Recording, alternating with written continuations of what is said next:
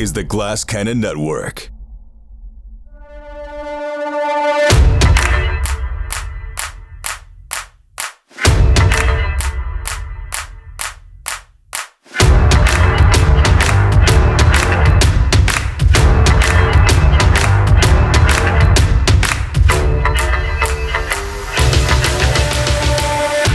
Hello, everyone, and welcome to Haunted City. No silly intro this week because you just tuned in to our season finale. And there's no silliness or goofing around involved because we have to communicate the gravitas, the solemnity of this ritual that we undertake every week for you, the Glass Cannon Naish. With me is Josephine McAdam, Salim. What? What do you mean no? Okay, go on. You know, do you want me to do it? Do you want me to do it? Okay. I didn't think I'd miss... You're missing it. Do we need to... Wow! Baby don't want to play! What are you doing? That's not how I sound. Yeah. So you guys are telling me you actually missed the silly intros. As much as we rode your ass hard and roasted you mercilessly for the silly intros that you gave for the past several weeks, when you started solemn with full broadcaster energy, damn it, I missed it. You missed it. Abu, Yeah. How do you feel about it? Do we need? Is the silly intro better? I really couldn't give a fuck. Okay. I'm joking. No, it's totally. So I've got one couldn't give a fuck, and two, please bring it back. I think that adds differ. up to starting over with a silly intro. I actually do think you should. I think you Here we should. go. So let's Roll just time once let's just more start for the again. old time's sake. Yeah, please. Here we thank go. You. Franks, beans and franks for sale. Hot, wet beans and franks. Duskvol's wettest beans and franks for sale right here. Oh, Damn. okay. We asked for it. We got it. That was. It couldn't have been better. The I'm beans amazed. are long. Wait, no, the franks are long hold and the on. beans are big. The beans are long. Just I got confused. hold on. What length are we talking about with these beans? Yeah. They're string beans, apparently. String beans and frankfurters. All right. Swell. Two bits for that. You guys feel better now that I Yeah. did something I actually stupid? do. Yeah, I feel thank you, really Jared. great. I feel really You're man. right. I knew the second I was giving solemn energy that it was the wrong move. And just to make up for it, I'll do something stupid again in the middle of the show or at the end. Oh, good. So it is true, though. This is our season finale. How does everybody feel? Oh, I'll be honest. I actually feel quite sad. Yeah. I feel like my heart's about to burst. Well, okay, maybe that's... But I feel like nervous. I think we're also in a very high stakes moment. This In is the a high story, drama. too. You were ready to just basically be like, let's just sneak back home, which Yes. would have been incredibly. I mean, the stakes would have. What a great way to end a movie. But I was so ready. that would have what an interesting end for our season, to just kind of go, you know what, Irondale's done, Severos is done, we got to retire somewhere else and just walk out, walk away. Like, it would have made it more like an indie drama than a You're right. steampunk action movie. Yeah. You're right. The rare mumblecore RPG. Yes. But yeah, I too am feeling a little tender about this being our finale. What a long, strange trip it's been. Yeah. Well, feel free to let those emotions flow. If you have to cry, there's no judgment here. Paula Deming cries in every fourth episode of the Pathfinder game we play. So, you guys, or if you get angry, feel free to just start screaming at me, excoriating me, telling me that, my brother wouldn't have GM'd the game that way. Why can't I be more like my brother? Anything Well, that's you want to the usual, yeah? Yeah, well, that's usually what you guys do off screen, but I'm saying on screen. You can do Bring it on. Okay. tonight. Yeah. All right, and go ahead. But seriously, I realize we're talking about silliness, but seriously, what a yarn this has been from the mean streets of Doskvol to the blasted plains of Severos. From the halls of Montezuma to the shores of Tripoli, it's been quite a ride. You know what I like to say?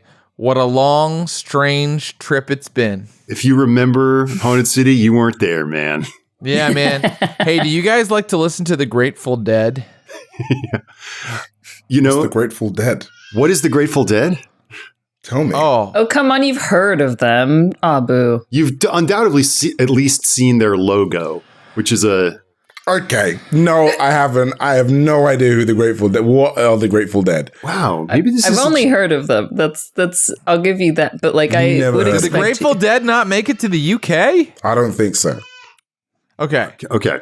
How to describe the Grateful Dead? Like the ultimate hippie jam band that had legions of fans that literally followed them around the country from tour stop to tour stop, living in RVs and, smoking copious amounts of marijuana cigarettes. Yeah. These guys were high on reefers, and they were watching... wacky tobacco. Yes, jazz cigarettes. And they were watching these guys play 2-hour-long guitar solos. Like, the Grateful Dead are a band that started in the 60s. It's just kind of like they're sort of like a country rock band. Yeah.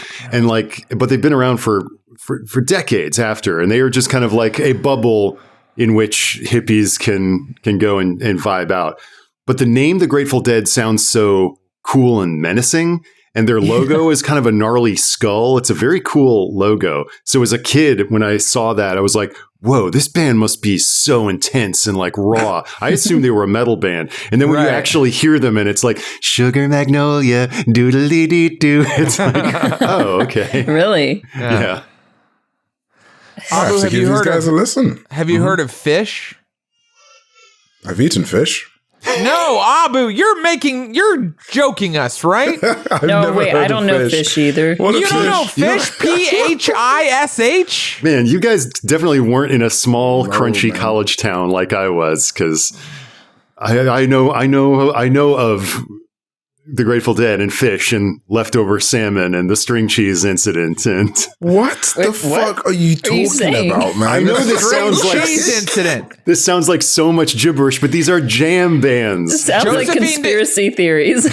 Josephine's never heard of this because she's so young. She's like, is that like Ariana Grande? Abu and I are... You know what? A lot of people don't know this. Josephine McAdam is 17 years old. Everything we've done on this channel has been highly inappropriate. Yes. When we get done playing Haunted City, I help her with her geography homework. Oh my God. Yeah. I still can't believe that there's something called the smoking salmon or the string cheese incident. Leftover salmon. The smoking String salmon. cheese incident. Do you know of the Dave Matthews Band? Bruv. Heard the name? Like, no, I genuinely I'm trying to... This is unbelievable. This is like the Mandela effect. How can you not remember the Dave Matthews Band? No, man, I have no idea who the Dave Matthews Band are. Like, okay, never heard of them. Well, God bless.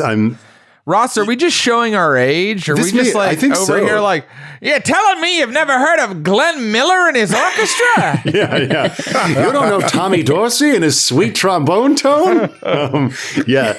I guess jam bands just totally pass you by. Yeah, they were a big thing, at least when I was in high school and college. I never got on the jam band train, but it is the kind of thing where you just like, puff a little something and listen to some people play extended noodly guitar solos for a long, long time. I would roll a doobie and just suck on that blunt so hard. Yeah. I don't like the way you've described it. Me and my friends would always be like, hey, you want to suck a blunt? Hey, who got really high for this finale?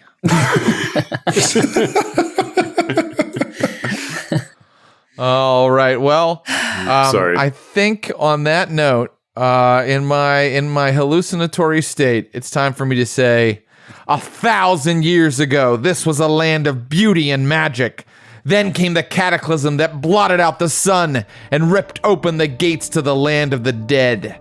The city of Irondale is a colonial enclave surrounded by blasted deathlands inhabited by nomadic horse tribes. Outside the city is a wasteland of the ravening undead. Inside the city is a sweltering pressure cooker of conspiracy and oppression. Life is precious in a wilderness cloaked in shadow. The sun is gone. The only thing that shines in Irondale are the blades in the dark. Season finale. Okay, I'm gonna miss it. I really am. Brief recap. Our crew of shadows, the remnant, have come all the way from Doskvol and Akaros to Irondale and Severos. They were looking to retire after some very climactic and devastating events in Doskvol with former lovers and former allies. They got here. They started to make inroads into the underworld here in Irondale. They eventually got involved with certain parties that wanted them to release a prisoner from the military barracks here. Upon releasing this prisoner, who is a noble, they realized that this noble, Parkwin, is actually one of the demon-bonded nobles that they have met in their various other operations. Before they left Doskvol, they exposed Lord Strangford, the leader of the Leviathan Hunters, as someone who had demonic corruption, okay? Now, the Leviathan Hunters have gone into open civil war with the Imperial military and the Emperor of the Empire, and they have come to Irondale to invade it, and they are being led by these demonic nobles. Our crew actually, to save their own lives, helped one of the demonic nobles and his fellow demons take out the Imperial military here in Irondale by removing protective wards that were protecting the military. And then they headed out into the outback of Severos, and they united all of the warring horse tribes.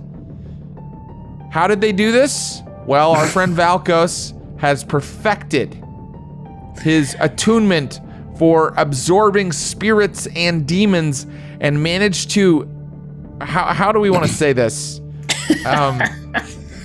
Managed to consume a demon called Banathar, a sky demon called Banathar, and contain the demon within him. And this was such a feat of strength and mystical might that the horse tribes have united together with him. The various war bands, the Death Crows, the White Leopards, the Hawk Songs, the Wind Foxes, the Bear Tongues. They have all united with our friend Valkos, and they have called him the Sky King. So they are an asset you have. You have an army of nomadic horse lords at your disposal. Amazing. Jesus. Incredible.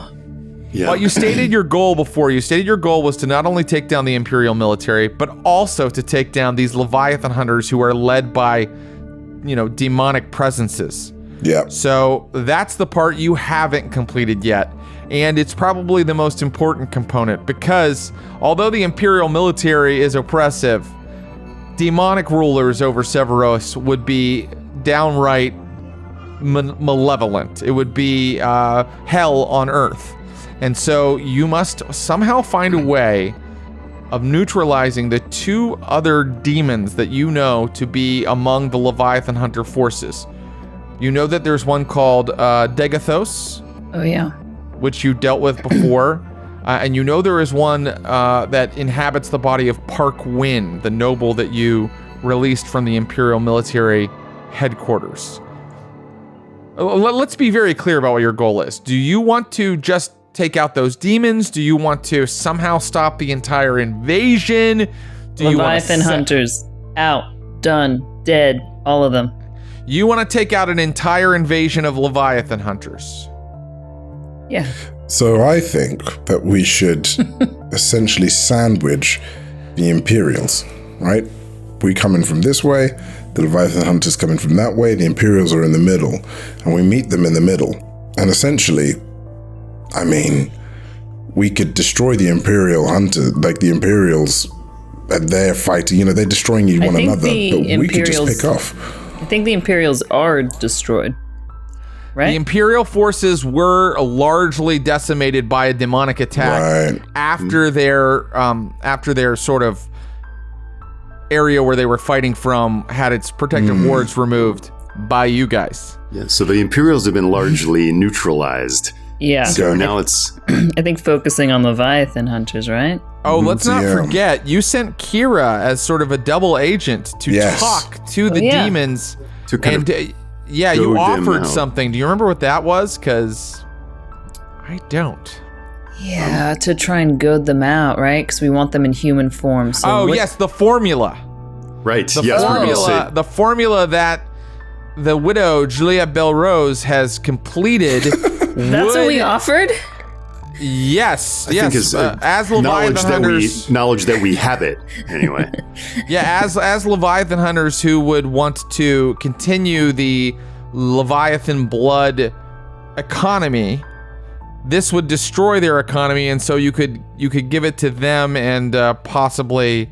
I mean, I don't know if it makes sense, but it's another asset you have. Okay. It's another thing you've set up. Kira has gone to talk to them and tell them about this, and she is acting as a double agent. I think that we should go ahead into the score, but I think defining the goal is very important. Right. And to just say we're going to take out the entire invasion, that's an extremely broad goal. So before we even come up with a plan in the detail, I want to know, like, basically what you want to do. And yes, go ahead. Could we get a breakdown then of the battlefield so that we know, like, we can pick a focus? Like, what are there? How many ships are they? Are they all ashore? Are they, versus? If it's what's the spread? Or if it's just to banish demons from Severos to get them out of here.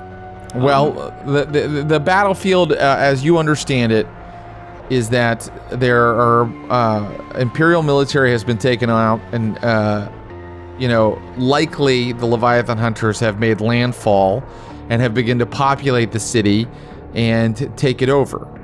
How many ships are there? There's let me put it this way: too many for it to matter to you in a way that is you could handle. Right? Like, you can't go, only 2 ships? Let's take care of those. Like, it's not like that. Yeah. It's like, you know what? Here's how many ships there are. I'll tell you. You get info from, there are 23 ships. Cool. It seems like destroying the Leviathan hunters as a faction seems to be above our pay grade. It's more like maybe we can destroy them socially. Yeah, pushing them at least out of this, weaken them, out of this region. Make this also with the energy. I think that's a way of destroying them as well. But I think this should be a social score. Wow. Are you being serious? Yes. Okay. Why? Well, one of their demons has gone missing. We have the information as to where that demon is. We have sent someone in to infiltrate them and lure them out. So surely it is a social meeting to exchange information. I mean, wars aren't always settled on the battlefield. They can sometimes be settled in the boardroom. And I think that this is a social meeting because our connection is the lady that we sent off, right? That's our connection to them. And technically the demon that I have within me. And I think, like, the beautiful asset that we have, which is an army, is also part and parcel of the connection that we have. It's a tool. We are politicians. Tool. We're negotiating, exactly. Yeah. Interesting. So you would like to have basically a summit with them and negotiate terms for their surrender? Absolutely. Interesting. Okay, any other pitches? Because it sounds like we've moved into plan and detail, and you see that our friend Valkos has an idea of the plan and detail he would suggest. Have we And really, how very different for Valkos to now be pushing a social score. Hey, I'm the Sky King. Yeah. Yeah. Oh my God, the Sky King! It's gone in his head. Sky King! Have we truly never done a transport score? We have. That was the no. first score we did. Oh, that's right. Where we summoned a fucking demon. That's right. Okay, I just wanted to make sure we've covered them all. That's the Yes. point. Yeah, so Josephine, you were going to say, if we haven't done transport, can we make this transport? just to tick it off. Yeah. Part of me is like, I think part of me is like, I didn't summon an army to sit in conference. We summon an army to attack. But I It could be but I deception. think also We could. it was the sending. I hear Jared being like, "Why you sent this woman in with the formula information?" I don't know why. I think the idea is if we can draw them out, that's a vulnerable position from which it will be easier to attack them. But I think. Yeah, was maybe the point. But- maybe it's deception. Maybe we do set it up as if we want a summit, as if we are wanting to negotiate. We're drawing them out, and then we full on attack. Then the army charges in. Right. Yeah, I like But that. the setup is that we're here for peaceful negotiations or some parlay or something. So we're drawing them not to a summit, but to an ambush. Yes. Okay. What do you think? And I think it's interesting. Does everybody agree to that? Yes. And do we think it's definitely deception and not an assault with like a move before it? I'm really asking. I'm not trying to goad you into anything at all. I'm just trying to make sure. An assault means that we're going in there. I mean, like an ambush technically is a form of deception, isn't it? Mm-hmm. Yeah. Yeah. And I think like rather than necessarily an actual assault, which is, attacking them, knowing full well that they are going to be attacked. I think they don't expect it, I think we should lure, I have trick, or ideas, manipulate. yes. Yeah. Lure, We should do trick, deception, or manipulate. Deception says lure, trick, or manipulate. I think that you're definitely luring and tricking, right? So we're luring with very powerful bait, which is like we have information that could destroy their entire economic system. So that's the lure, is the formula developed by Juliette Belrose. I'll just throw out something else for you. You did help them defeat the Imperial military, Absolutely. right? Hmm. So we've Yes. shown them to be we've been allies of theirs in the past. Yep. Right. So setting up a meeting with them doesn't seem insane. It's kind of like, what are our next orders, maybe, or something like that, right? Okay, where do we okay. set up the meeting? Right? Is that going to be like the point of? I feel like It's called the method of deception is the detail. But okay. I mean, that could be, just saying lying isn't really quite what we're looking for here. We're looking for, I think that the place you set them up is going to be important to the part where you pull back the curtain and attack them, right? It should The method of deception could be where you set the meeting. I think If they see an entire army coming, they're Right. not going to want to Right. meet with you. it should be like. I mean, somewhere it's with walls head- to hide behind, right? Like for things to be. What were you going to say, Obscured. Mr. Yeah. Bryant? I think the same thing that sounds like the Josephine saying of like picking an area where this army, such as it is, can be concealed until the moment that it is revealed. This is like that scene in a fantasy movie where it's like the villains approach and then look around and suddenly what they thought was just one person and suddenly the ridges around them are covered with soldiers. Is what we're sort of trying to set up, but So we'll see what how kinda- successful we yeah. are. What locale within the city might? My pitch is not don't do it in the city. Draw them out Outside? to the bush. And is there a Like a valley, valley? we could draw them into? Yeah. Wow, a valley. Interesting. Is that what you'd like to try? A valley? Certainly, well, it's mostly plains, but Right. certainly you can. Let's just see. We described this as a very flat land, but I know. And we're like, give us a valley. Yeah, there's a canyon. There's Right. like a cleft in the plains that you can kind of climb down into.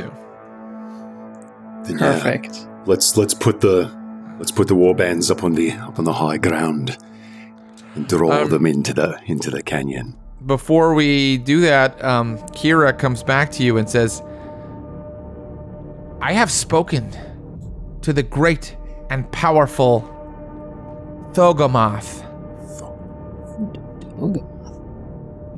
And assuming that this is the worm creature that was so we inside got Park Wynn. Degathos and Dogomoth. Thogomath. And my demon is Banathar. Banathar. These are great names. And what does Thogomath is terrible to behold. And there, even though this is out of character, there are tears streaming from Kira's eyes. oh dear, Her mind has been affected by her meeting. oh dear. Thogomath says those who wish to serve him as slaves must attend to him.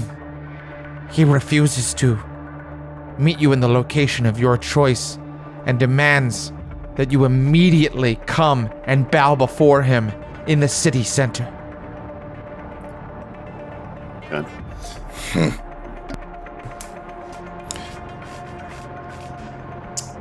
Is Degathos doesn't have an attachment now, right? Because That's right, Degathos is unbonded. You killed Eric, yeah.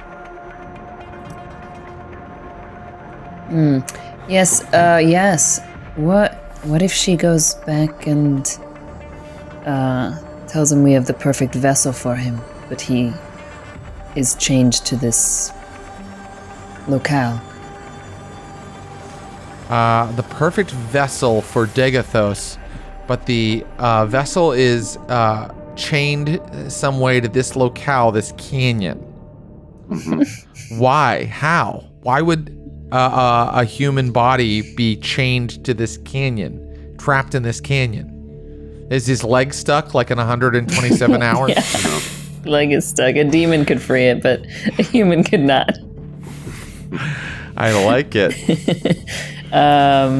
He's You know- perhaps a dangerous prisoner. He's caged.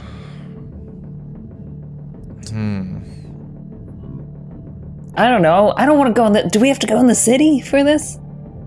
I mean, that's definitely what they would like. Right. We're doing deception, and the method of deception is what we're looking for. You guys came up with a good one, and I just threw a monkey wrench at you. And the reason I did is I'm just trying to make this as I'm following the enemy's methodologies and their intelligence, and Right. they probably wouldn't leave the city that they've just taken by force. I think a city could work. Yeah, there's enough high... Right? There's got to be, like, buildings and things that our people can hide And within. yeah, and we're around. like the Severosi are all about like almost like guerrilla warfare. You know, they use the raid environments to their advantage. Yeah. So I think actually it could be really useful. Great. We can get them on the rooftops. Or out to or raid outside the barriers, ready to ride in and like the literal cavalry. Yeah, send a few, like a smaller elite group in to be hidden within the buildings and the others to ride in at a given signal or something. Yeah, perhaps when the city center has those like the very limited lightning barriers around it. Maybe we could try to. Maybe the signal is disabling those, Oh my god. or something.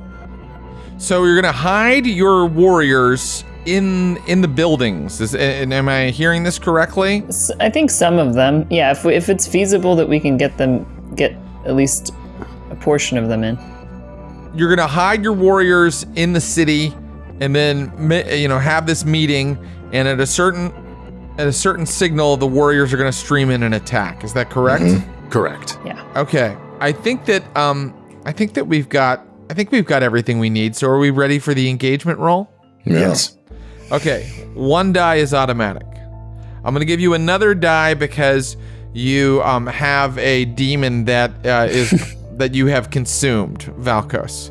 I'm going to give you another die because you have already served them, and they somewhat think that you're under their sway, possibly, right?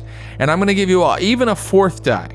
And the reason I'm going to give you a fourth die is because you have that formula that you've kind of tried to bargain with them. They might be interested in that. So you guys used a lot of interesting things to kind of get your hooks in them. However, we know that there's one demon, so I'm taking away a die. We know that there's two demons. I'm taking away a die. And then I'm taking away a die for the third demon you didn't know about. Let's roll. What? To see how your engagement goes. 4 to 3 boy. desperate, 4 to 5 risky, 6 controlled. Here we go. I rolled a 6. Amazing. Oh my god. I rolled a 6 on one die. Oh, man. So let me set The the Sky scene. King smiles on our efforts. Let me man. set the scene. We are in the city center. There is an area of the city center that is like the municipal building, built, of course, by the Akarosi invaders a while back. And it has big, broad marble steps leading up to, a big domed and colonnaded, official government building.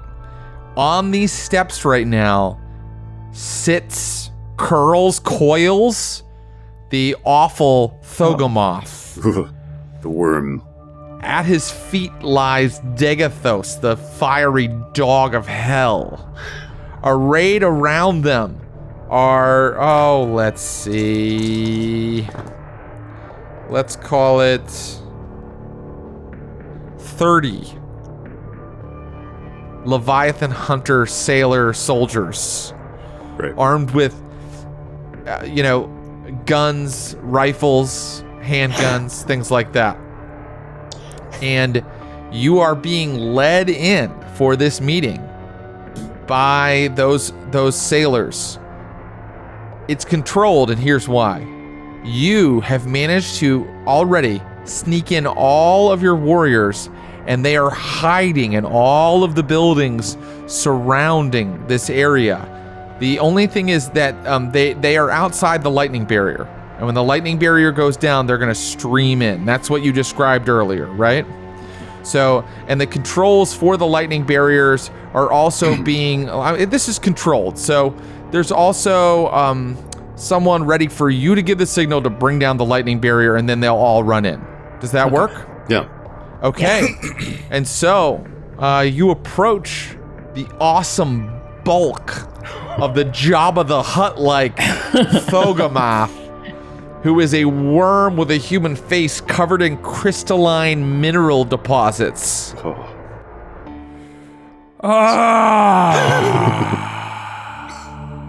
My slaves, come, bow.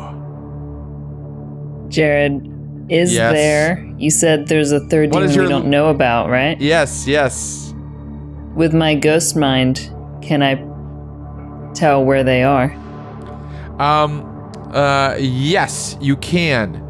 With your ghost mind, you see that inside of the building is a further dark presence.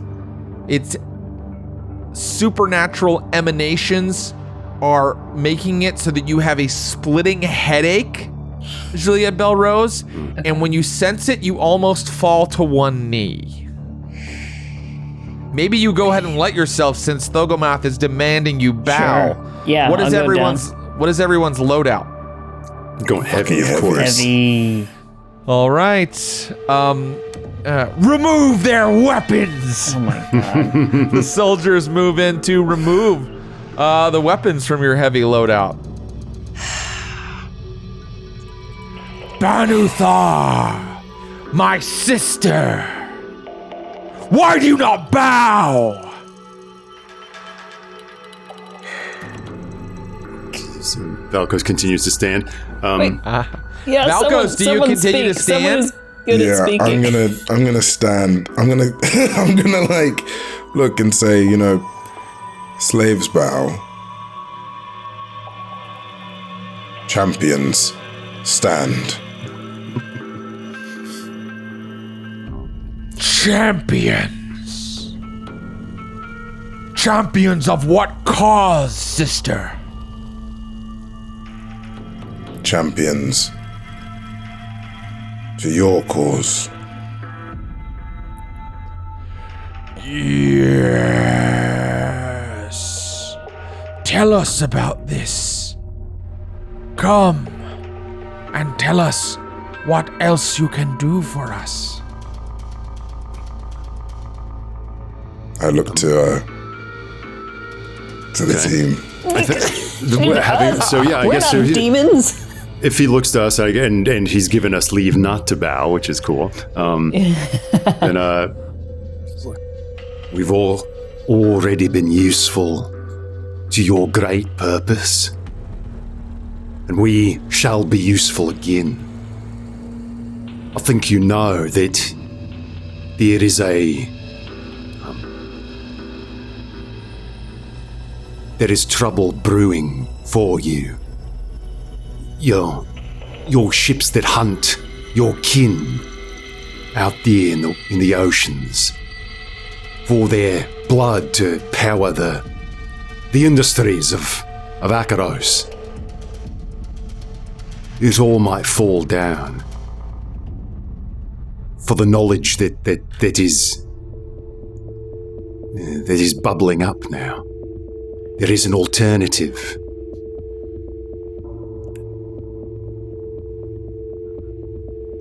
And who knows of this alternative? Too many people. You see, rumors spread quicker when there is turmoil. You left one space to conquer another. The space you left is now weak. People talk. That's the problem with humans. Good at talking. But if we act now, if we attack now, we may still have a chance of maintaining control back at home.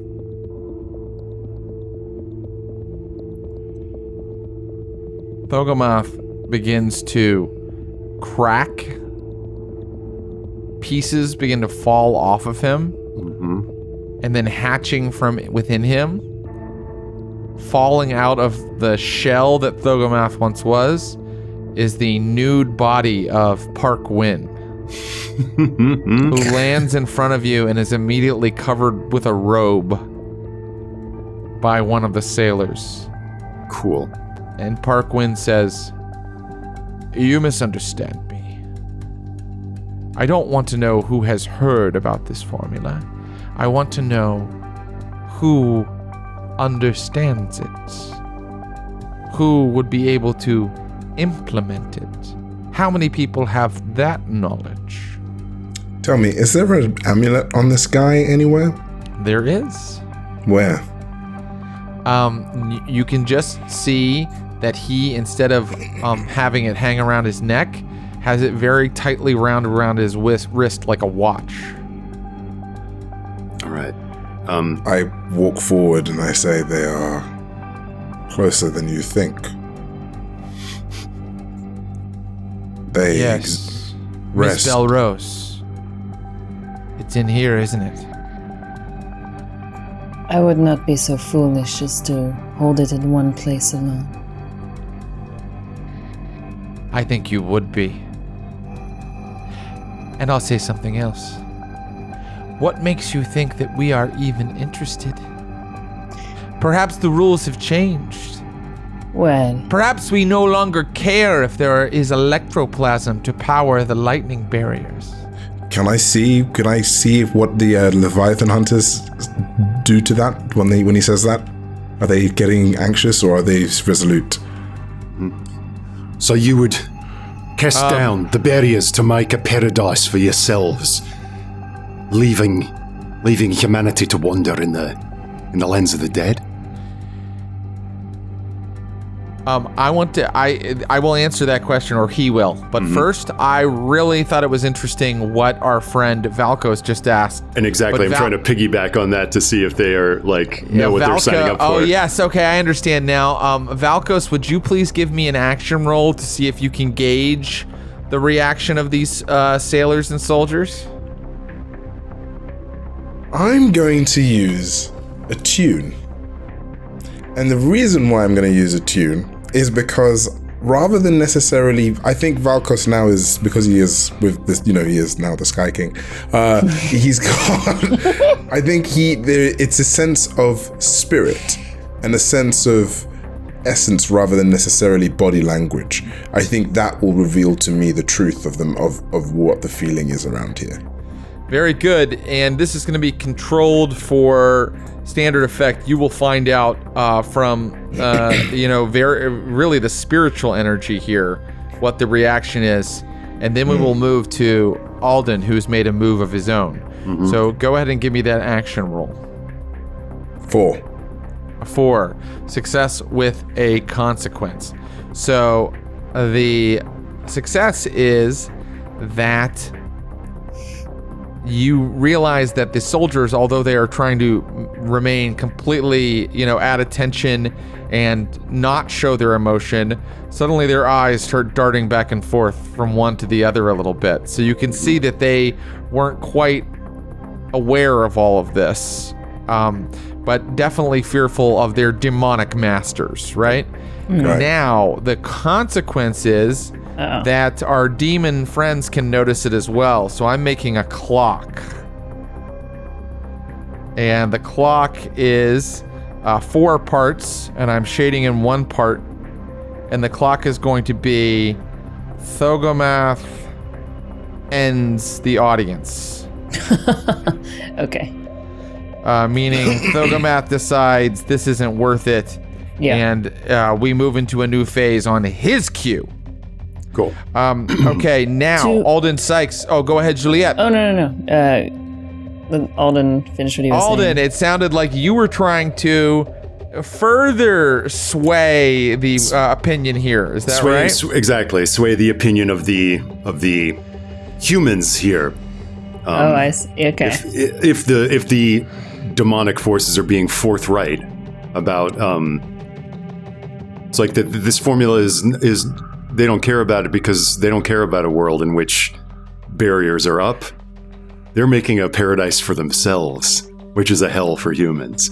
And so I just wanted to underline that so that all these human Leviathan sailors know exactly the side that they're on. Yes, excellent. So what I will say is that you must give me some sort of action roll to see if you can start to make it very clear to the soldiers what is happening. That sounds, sway is what I do, and that sounds like what I'm doing. Okay, very good. And let's make it risky for... Let's make it risky for limited effect unless you push it or something, because there's a lot of soldiers. They are loyal Leviathan hunters, and they are fearful of the demon. So I'm going to make it for limited effect unless you do something. All right. I'm going to go ahead and... Yeah, why not? I'm going to go ahead and push to raise the effect. Okay. You will get standard effect, meaning that... you will get some of the soldiers here to get very restless all of a sudden. Yeah. And then I'm going to assist, because I can do that 2 times per score. I can assist without paying stress. And essentially, knowing that this might be a tactic that we might do, because it says, how do you prepare for it? I'm going to use that same attunement that I had with the spirit and just let out a little wave of disquiet, in a way, to assist. Normally I'd say, where did you get that superpower? But we know that you have an enormous demon inside of you. So, by the way, just to be clear, it seems that Thogomath has assumed that the demon is in control for some reason. That's right. That's interesting. Yeah. Okay, so more of your controlled position right there. for your engagement. Okay, so here we go. Take that stress, my friend Valkos. Add a die, my friend Alden, and make your roll. Oh, by the way, if you fail, I'm clicking up the clock again. Of course. Yeah. Of course. Let's see. Oh, that's a big pull. That was a huge pool. The highest die I got was a 4. Oh my gosh. Okay. Success. But it's still a with- success. Yeah. It is a success. It's a success with a consequence. So instead of filling 2 pieces of the clock, I'm only filling 1. Right. And I can tell you that a lot of the soldiers start to seem restless and are even whispering to each other. Okay. And that is when Thogomoth says, enough. Well, no, he answers your question first. He says, Yes, it will no longer be necessary to separate the living and the dead. Humanity will once again curl up cozily within the womb of its new masters. Would it not serve you better to have humans within a pen for you to feed from?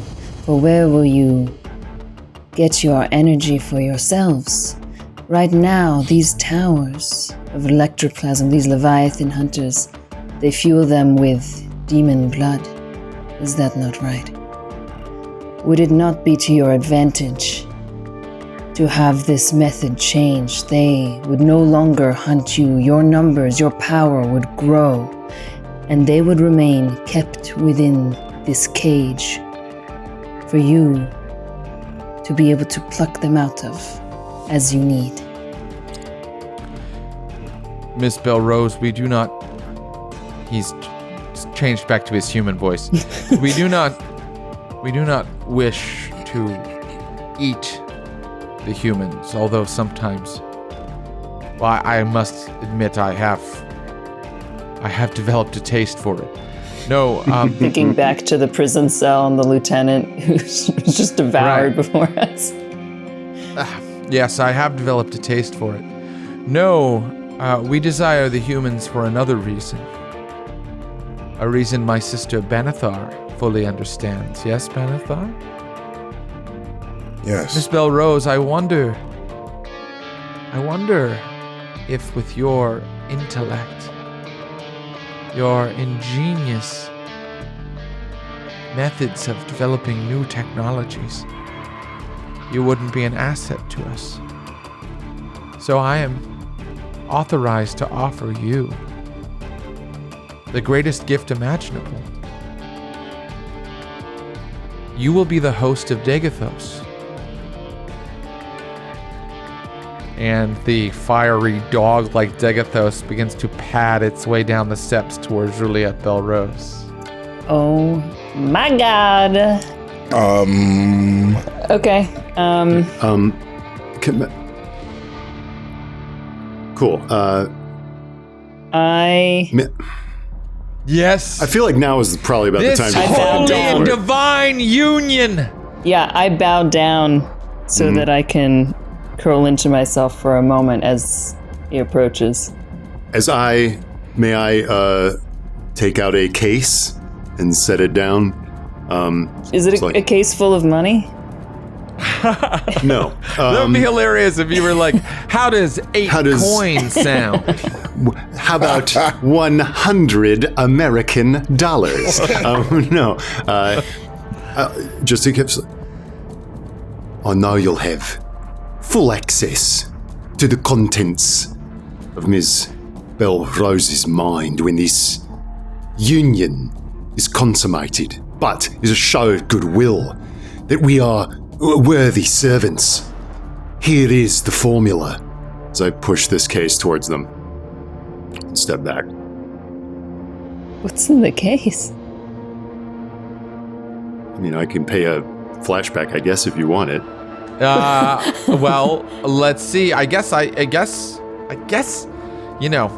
have to have it, right? Because as Juliette mentions, the formula was all in her head. Yeah. So, what is the flashback? The flashback is me getting this case and folding up something and putting it inside it. And what I'm putting inside it is a section of the Demon Ward banner that we took off of the building. Hey.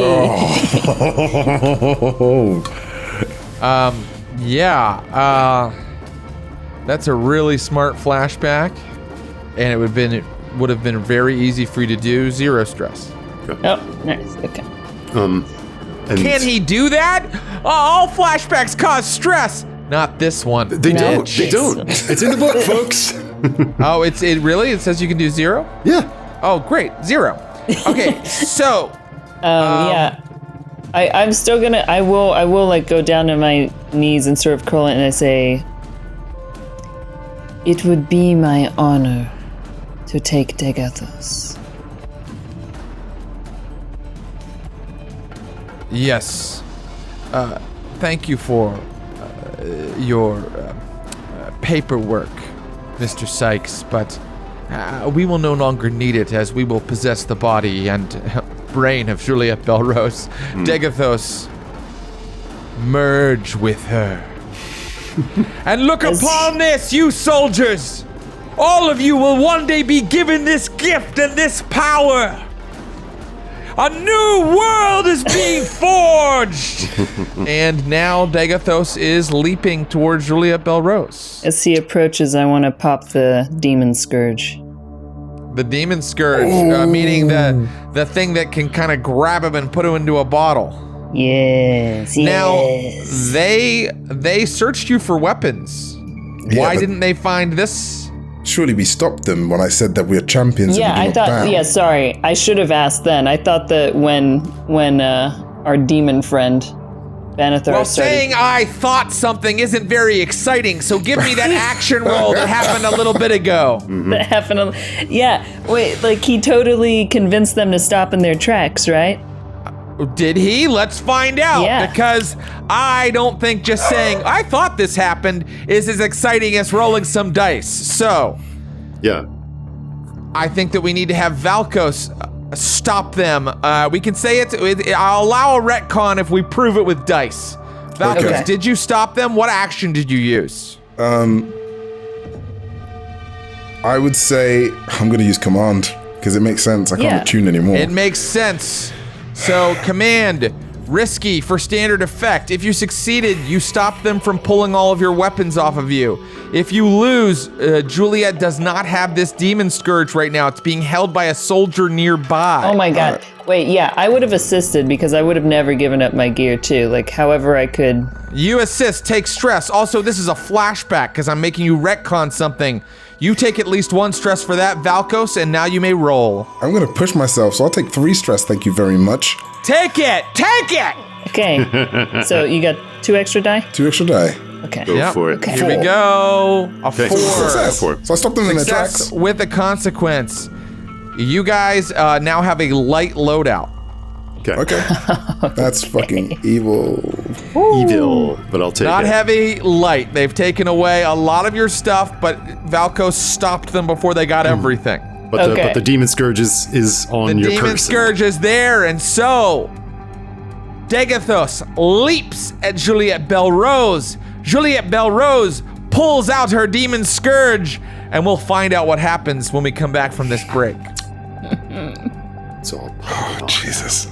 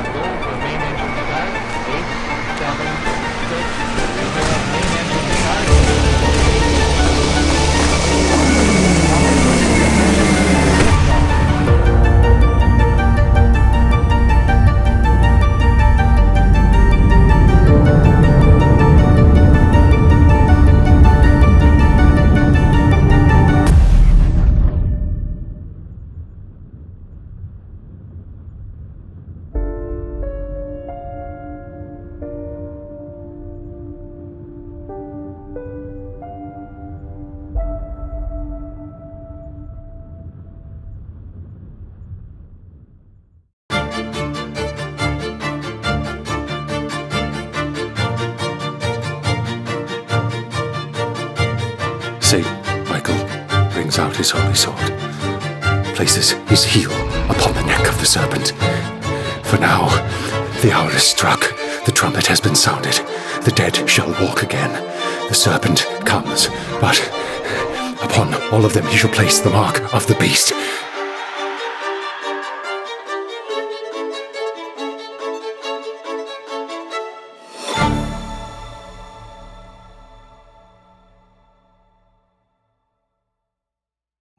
We're back. Degathos, the fiery hound, leaps as Juliette Bell Rose. Its mouth opens. The tendrils spring forth like coils of flame. The various eyeballs inside of its mouth all focused hungrily on her corporeal form, which will house its unending evil. Juliette Bell Rose, you have pulled your demon scourge weapon. Let's describe it just one more time for anybody who's watching. It is like a claw with like a demon bottle attached that can house a demon, right? Yeah, a plasmically charged chain connected to this bottle to entangle the demon and draw it in. Oh, excellent. So, what action are you using to contain this demon? I'm going to use Tinker. I'll allow it. Now, here's what I want to know. What tier is the Demon Scourge bottle? Or the Demon Scourge weapon? It's not just a bottle. Tier 4? Okay, the demon is tier 5. Did we wait. Surely we made it tier 4. Because we've detached it from its host. Hold on, let me see if I wrote it down. Yeah, no problem. We're going to figure it out. Yeah. It's tier 4, right? I believe it's tier 4. Did he go up in tier? Yeah, because he was tier 4 last time we checked, he was with him. not at tier 5, bro. Okay. Wow. You know, what I say is supposed to just go. I don't like all this questioning. This crew is constantly like, before that, bookkeeping. Okay. Just show me where the Demon Scourge thing is. Ghost Scourge. It was the Ghost Scourge that we, Okay, and then I did a roll. The roll is what determines the quality of the item we make, and so I don't remember. But it's probably just. We said that for you to alter it, you needed to get a certain roll, and you got that roll. Yeah. I'm sorry. Like, I believe that it's a demon. It's powerful. It's scary. Okay. And I'm gonna say yes. You did say that we were able to weaken them when they are detached from their hosts, and Degathos is detached from his host. I did say that. It's true. That's right. Risky for standard effect. Here's the deal. If you succeed, you will have captured Degathos in this weapon. Yeah. If you fail, you are going to take harm because Degathos is going to partially enter your corporeal form, like begin to merge with you. Yeah. And that's going to cause harm if you're struggling against it. So it's only risky, not desperate? It's risky for standard effect. Let's make it desperate for standard effect. Okay. Let's say for harm to come. Okay. And actually, after describing the item, after looking at the description with you have to entangle it to draw it in, I actually think I'll use skirmish. Because I need to tangle it into this chain. That makes sense. And I'm going to assist. Okay, great. And it looks like now the ambush is going off, right? Yeah, for sure. All right. So here we go. Let's see that skirmish roll. You take the stress of Valkos. You're grabbing one end of the chain and helping, and let's have that. It is my second time that I'm doing my foresight, so I can't do foresight anymore to get stress from assisting. So yeah. Oh, very good. No problem. I like it makes it like Valkos can see the future now a little bit, the foresight thing. Mm-hmm. All right, here we go. Yeah. 6, baby! 6. Degathos jumps at you. You and Valkos throw out the chain. It wraps around Degathos.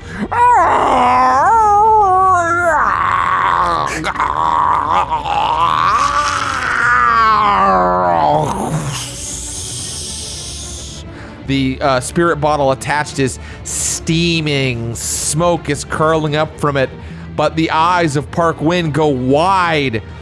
Why was this item allowed into the sanctum? Can I use this as an advantage to do an action? I would also like to do something. Okay, great. Let's just talk to Alden first because he hasn't done anything in a minute. Great. Alden, what would you like to do? You saying we now have a light loadout. So I want to mark off a pistol on my loadout. So that's 1 of 3 now off. But I want this. This is a non-lethal pistol, and I think it's more like a slingshot, and it just kind of like on my wrist. And I would like to draw it back and send up into the air. Like step warriors used to use like whistling arrows. They'd carve like a knock in the tip of an arrow, and they'd be like screaming arrows. They like make this sound, and this goes up, like screams through the sky above us. And then the air all around the demons is filled with like the sounds of war cries and spears battering the ground as the white leopard, the hawk song, the death crow emerge from their hiding places, and the ambush is sprung. Yes, the lightning barriers suddenly go down, and the warriors begin hooting and screaming as they converge upon where you're at. No action roll necessary for that, Alden Sykes. And now, Valkos, what are you going to do? Remember that fine heavy weapon, that Severosi battle axe that I carry with me? Sure. Wow, you managed to get the soldiers not to take that from you? It was too scary looking. I think it's too terrifying, right? You did command them into not bothering you, so He is the demon. You know what? I would argue, would they if they think that he is the demon in control, would they have taken any of Valkos' stuff? Well, you love to litigate. You know that, Josephine? I mean, just wait, can we logically. go back? Can we go back? Maybe all of that didn't happen to my advantage. Okay, fine. Whatever. You have light loadouts. You have light loadouts, but guess what? I'm allowing Valkos to have a giant battle axe, so I guess I'm a pretty great guy in terms of GMing. So I'm going to tick 2 off there, and I'm going to use my battle axe to essentially go to take off the man's arm, which holds the amulet. Okay, great. Now, as you run toward him, this guy is tier 5. He's tier 5 in human form or in demon form. Sure. So, you have 2 tiers that you have to clear to do this. Mm-hmm. Even with a tier 4 demon in me? Okay, that'll be 1. You have limited effect. I will assist. Okay, Great. Alden's going to assist. I'm going to then push myself with Battleborn and expend my special armor to push myself in a fight. Okay, great. Can we both assist? What are you Yeah, doing? you can. Yeah, I'm going for his arm. Yeah, I'm gonna assist as well. Valkos just helped me tangle this, and now I'm gonna help him. The second the trap is sprung, it sounds like Alden and Juliet jump forward to hold Park Wind by his arms as Valkos comes in to chop off his wrist. So, that is risky at what effect now? That is risky for, well, let's see here. What happens if you fail? That's what's important to know. I don't think you would take damage, but I think that you would have to find a different approach. So let's say risky for a standard effect. Standard effect. Okay. So you wouldn't be able to try just chopping off his arm again if this fails. Okay. And I get 2 bonus die. Shall we dance? Let's dance, baby. I got 666s, baby. Oh, 666. Amazing. Yes. The mark of the beast. They told us not to play role-playing games, that we would become possessed by demons, and they were right. Okay, so your colleagues, your crewmates, your ride or die friends suddenly jump forward, hold Parkwin, aka Thogomoth, by the arms, and your blade comes down on his wrist and lops it off and rolls along with the amulet kind of tied to it.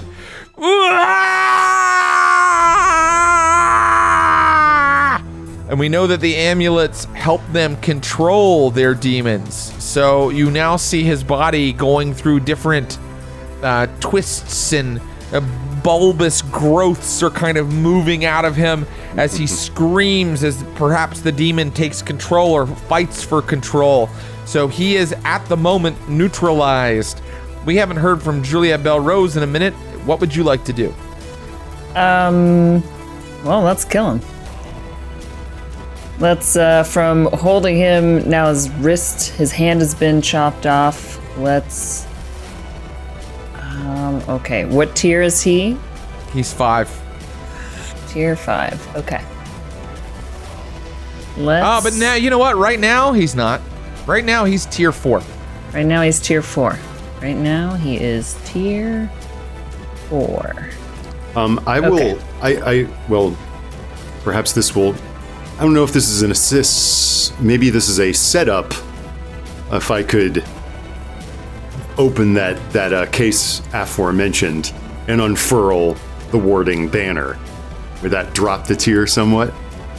Absolutely. So suddenly Alden Sykes unfurls the banner and both Parkwin and the thing inside of him recoil in horror from it for a moment. And that will take him down to tier 3, so you can get standard effect against him. As he was yelling, going, I want to shove a grenade directly into his mouth. Okay, he doesn't have a giant mouth right now, so that's pretty... You're going to have to knock some teeth out, but I'll allow you to try it. Go ahead and give me a risky... No, you know what? Let's call this... Yeah, let's call this risky. So for standard effect, which means you'll do a lot of damage because you're using a grenade. But if you fail, everyone is going to be in the blast radius of the grenade and take a level 1 damage from it. Okay, that's risky? Okay. Yeah, that's risky. That's for standard effect. I'm using skirmish. Okay, that makes sense. Here we go. A 3, okay. A 3, There's a 4, a 1, and a 4. Success with a consequence. You shove the grenade at him. It doesn't quite get into his mouth. You jump back. It goes off. And the consequence is going to be that soldiers rush forward and grab you, Juliet Belrose. Okay. They are attempting to. You suddenly have these soldiers have jumped into action now. Okay. You can resist that, by the way. You can resist that. Would you like to resist it? Oh, sure. Let's resist it. Let me dodge out of their way.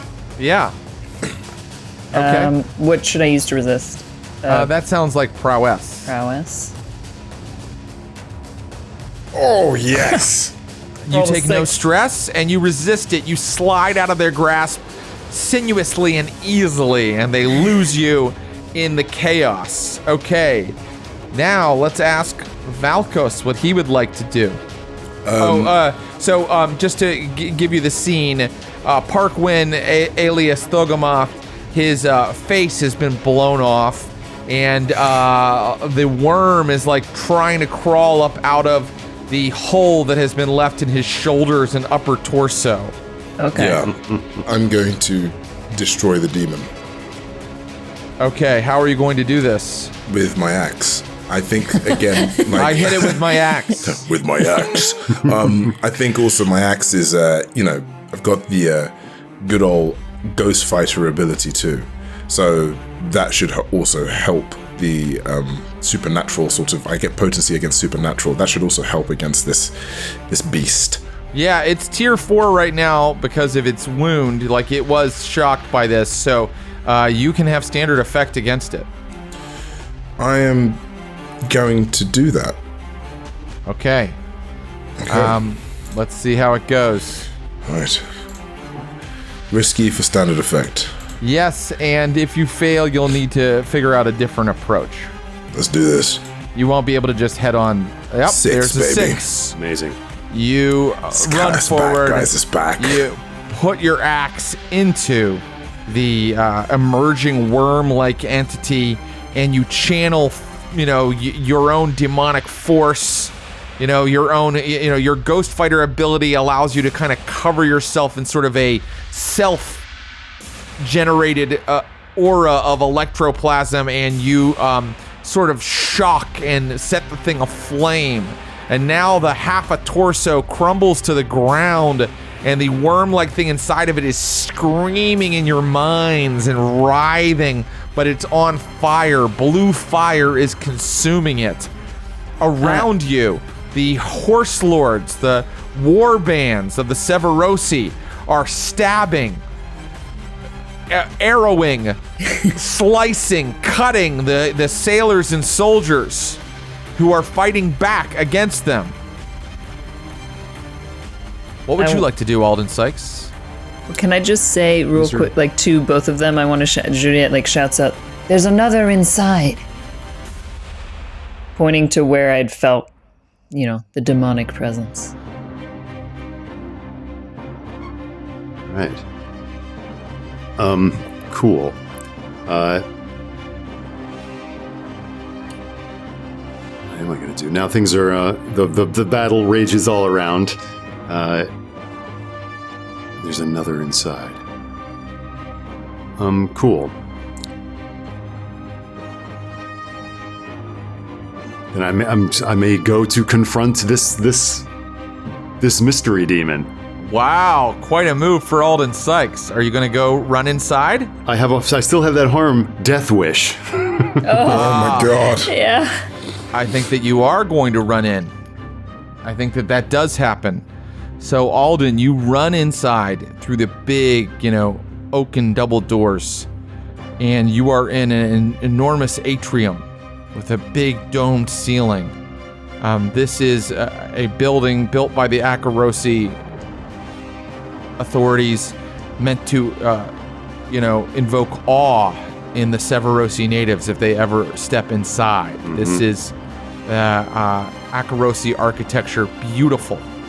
And in this enormous room with smooth marble floors stands a man.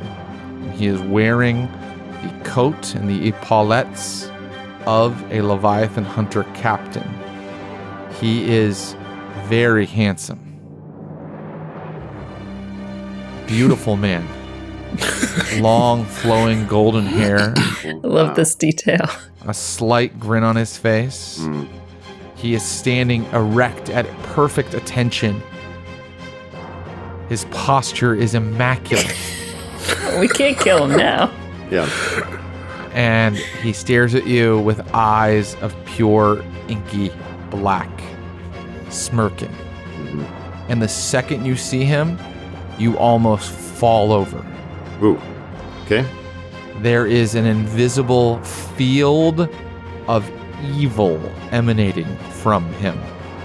And in fact, you feel like you can't breathe, like you're hyperventilating, like you're suffocating. He hasn't even said a word. What do you do?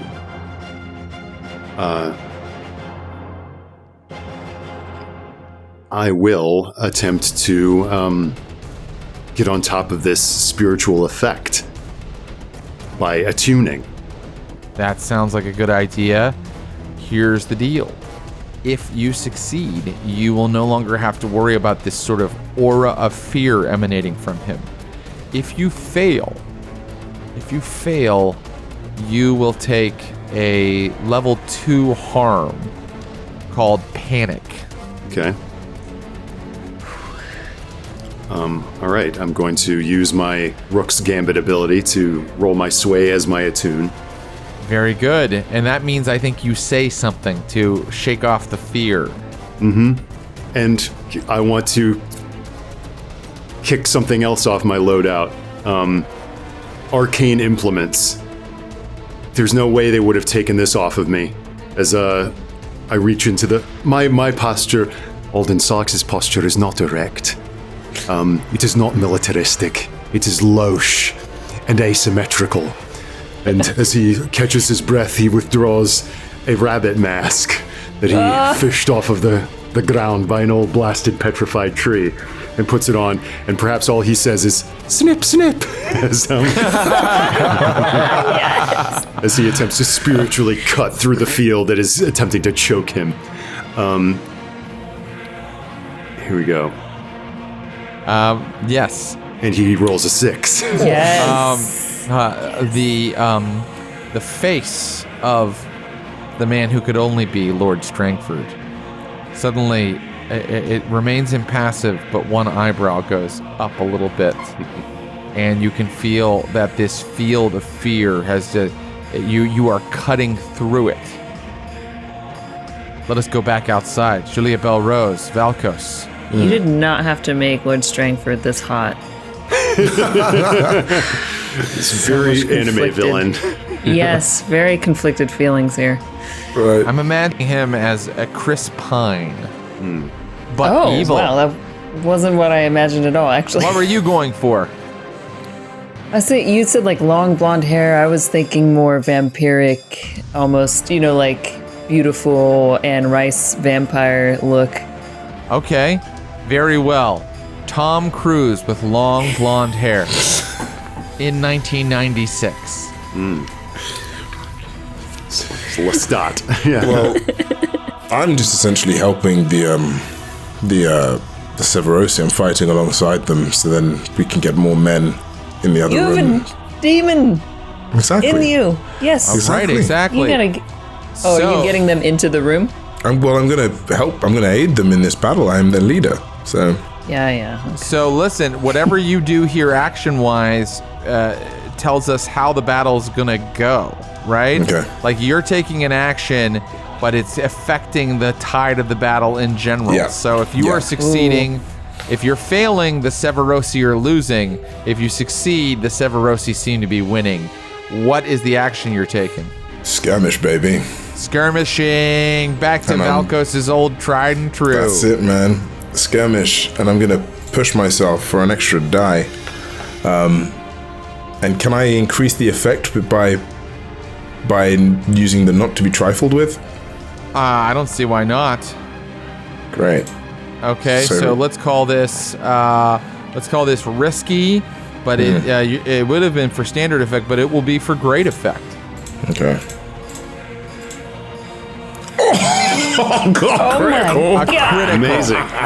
So please describe how Valkos skirmishes when he is using the demon, the sky demon inside of Oh him. man. I think there is this element of almost like, I don't know if people will remember the game Prototype, but there is this almost like tentacle-esque nature that sort of Valkos hasn't moved from the spot where he's in. He's literally just plucking people and like taking them with one hand and then slicing their head, taking the other and just gulping them out. And he's like crying in Severosi as he's doing this, just pulling them slowly bit by bit, and just literally it's almost Draculian in a way.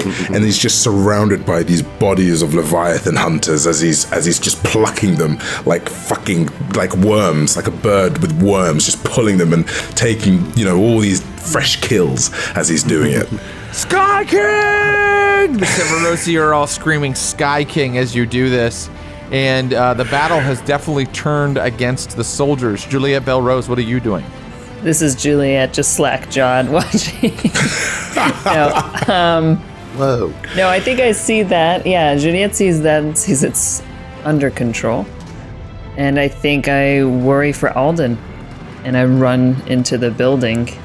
You are go and instantly assist. hit. You are instantly hit with this sort of aura of fear as well, but I don't want you to handle it just yet.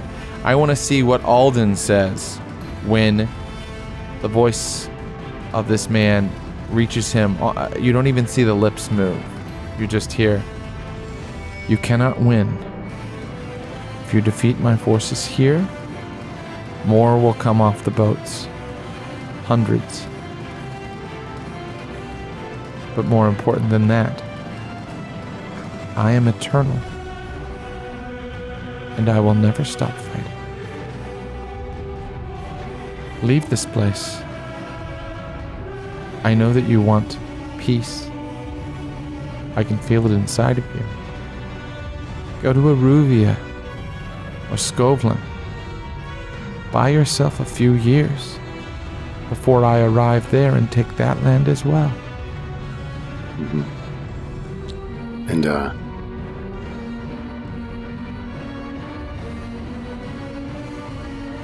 Alden has heard pitches like this many times in his life.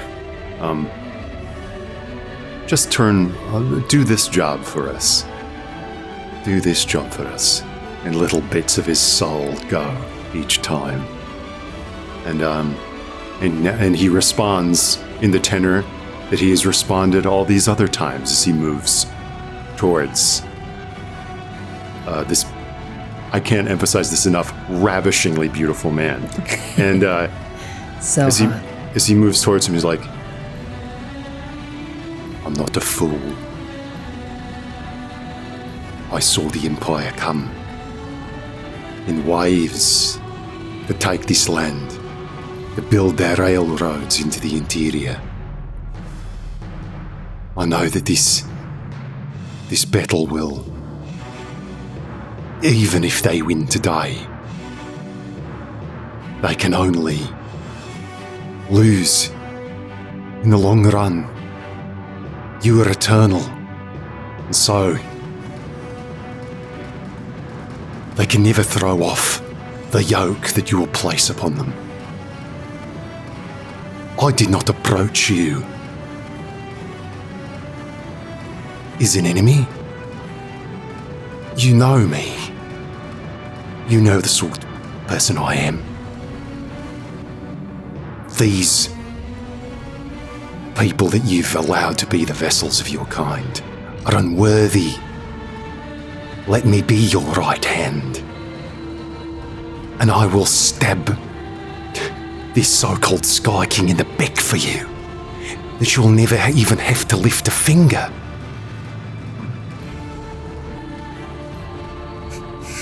As I approach, I am the elements incarnate. I hold the key to the cosmos. I move my finger, and the waters move. Why do I need you? because there is some things that even you don't know.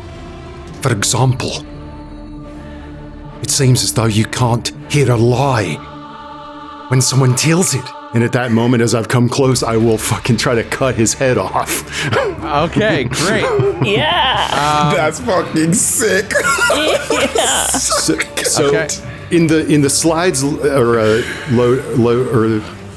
in this type of character's loadout, in the slides loadout, there's a cane sword, because like the Yes. sort of like concept of this is like, you know, a Victorian dandy who moves around, but Alden is like the colonial version. So whereas like I feel like back in Doskvol you'd have a cane sword, I think Alden, what he has is like one of those fans, like a fan for the heat in Severos, but it's like one of those war fans with a bladed edge. Great. So like a cane sword, it's something that looks harmless, but it conceals a weapon. And I will just like try to slash him. Great. He is tier 5. Yeah. This is desperate. Mm-hmm. If you fail, he will do a level 3 harm to you. Oh my That sounds about right. So I will use my Rook's Gambit to get the best possible roll. Yeah. Can I assist walking in at the end of this, perhaps? Or at the culmination? Yeah, let's get to Alden's roll in a moment. Were you able to overcome your fear? Let's find out. Do we still have... I mean, we had those demon wards that were enveloping us, right? Yeah. Well, Would were those- they enveloping you? I don't remember Yes, you mentioning they being were. enveloped by it.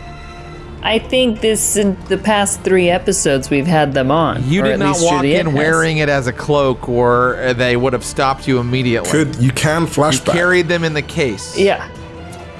Would you Yeah. like a flashback? I'll flash back to how I'm wearing them in an underlayer. Ah, there we go. So flashback to Juliet wrapping them around and then tying her coat over it. No Yeah. problem. Okay, great. And so when I come in, do I see like Alden like just about to strike? That's Perhaps? right. But are we? Do we think it's sufficient just that you wrapped those around you? Let's is that finish not this enough? flashback. Okay. So first of all, 1 stress Okay. to do that, and then let's see. The wards, I think, give you more effect, but I still want to roll. Okay. Okay. So let's go ahead and say, because the wards really stop demons from going into places. They don't necessarily deal with the fear that demons have. I think you particularly feel protected, but you're still afraid. So this is going to be risky for great effect. Okay. If you fail, you're not going to be able to bring yourself to get close. Okay. But if you succeed, you can run right up there and help Alden any way you want. Okay. I'm going to use survey because it lets you survey a situation, understand what's going on, sense trouble before it happens. Great. And since I have this ghost mind too, it's like I kind of saw what I was walking into to sort of prepare myself to navigate it. Great. You said risky for standard? For great, because you have these wards wrapped around you. Come on. Oh my God. Critical. Oh my God, the dice today. You guys are rolling so many crits. Okay, so not only can you get close, you can aid Alden, and you can take your own attack action, whatever you'd like to do. Why do I feel like Lord Strangford is suddenly going to be poked with some standstill poison? Hey, that could work. What a great idea, Jared. What a great idea. Would you like to aid Alden, or would you like to attack? Just attack, man. Attack. This is not like, because you would have assisted if it was successful. Now you've got an opportunity to use your own action and attack. Okay, all right, yeah, I'll follow up with an attack. But Okay, Alden, if you Alden need can to, go because first, Alden goes first. Alden, are you ready with your? What were you going to use? I'm using. I mean, this is a. Let's call this finesse, since I'm making a subtle and ambush sort of strike. Okay. But I'm using Rook's Gambit to roll my sway as my finesse. And I'd love to be able to get the effect higher. Higher than standard? Or you want to push? Damn. I can't. Well, if I push, I feel my stress. Well, I will. No, wait. You could take that I could take that devil's bargain, though. Oh, okay. I'll hear it. I'll hear one. Devil's bargain. You have to maneuver yourself so that Julia doesn't have a clear shot. In which case, I should assist you as well. Okay, yeah, I'll just do it. Okay. Okay. Wait, you're doing the devil's bargain? No, You're not. I'm doing. This will have standard effect, you say? This will have. You were trying to get more effect, right? Right. So it'll have great effect. If I take the devil's bargain, but it'll be. Did you mitigate? And we mitigated the tiers, the extra tiers he has, right? Maybe we should start from the beginning with this entire roll. Right. Okay. Yeah, let's do it. He's tier 5, right? So we have to figure that out, all right? Because you're tier 3. You're going to use your Rook's Gambit, so you're rolling sway I'm rolling more dice. in place of finesse. Okay. But I still need to drop the tier. Yes. Okay. But could I argue that perhaps the arcane implement of Gritchin's spirit mask helps this? Yeah, that could help. I will allow that to take him down to tier 4. You currently have less effect. Okay. Okay, can I assist with standstill poison then? You can tier assist. 4? You can assist. Yes, you may. And I'll take it off if that helps with the tier on his roll. Sure. Okay. So you assist, but that doesn't help with the tier. Assisting gives an extra die. No, that's what I was saying. Like, I will tick off using standstill poison if it'll help with his tier, because it's a tier 4 item. No, it doesn't. I'm not going to allow it to work that way. It doesn't mitigate tier to just use an item. So the assistance won't get me to clear the tier. So if that's the case, then I have to take this devil's bargain. And the devil's bargain is that you kind of push Juliet out of the way after she assists. Okay, then that's what I'll do. I will. Take the extra die from assist at least. And that gets you to standard. And let's just say again, it is desperate for standard effect. And the desperate is you will take a level 3 harm if you fail. Okay, and I got the bonus dice from the assistants. The bladed fan whips out. And I rolled a 6. There it is. Big old dice pool, thank That was goodness. a lot of dice. Where do you cut him? What happens? I want to cut him right across the throat. The stiff, high naval collar just is my cutting board, and I go right along it. I want it to be that we've been talking anime, that thing where like the blade goes across, and it looks like nothing's happened for a second, Yes. and then like geyser of blood shoots out. A geyser of blood does shoot out. And you hear him just barely intone, Zergoth! And then a geyser of blood shoots out, and it becomes more than a geyser. It becomes a torrent. It becomes a waterfall. And suddenly, black fluid is filling the atrium as an enormous, swelling ocean of black fluid pours out of this man from the hole in his neck and every other orifice. It feels like he is deflating as all of this black fluid pours out of him, and soon it is up to your ankles, Juliet Belrose, up to your ankles, Alden Sykes, as the demon takes form as an enormous pool of black liquid.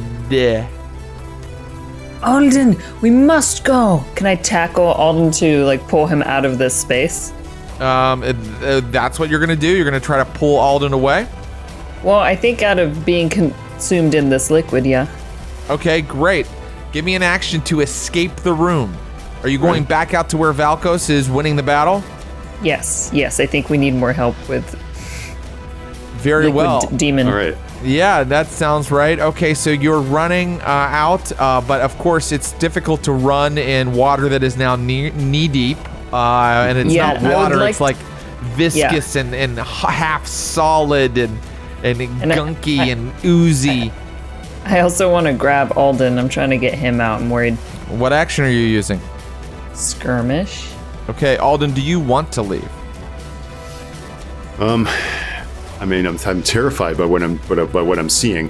I think Alden is also maybe looking for, in the deflating form of Strangford, do I see his bonding amulet?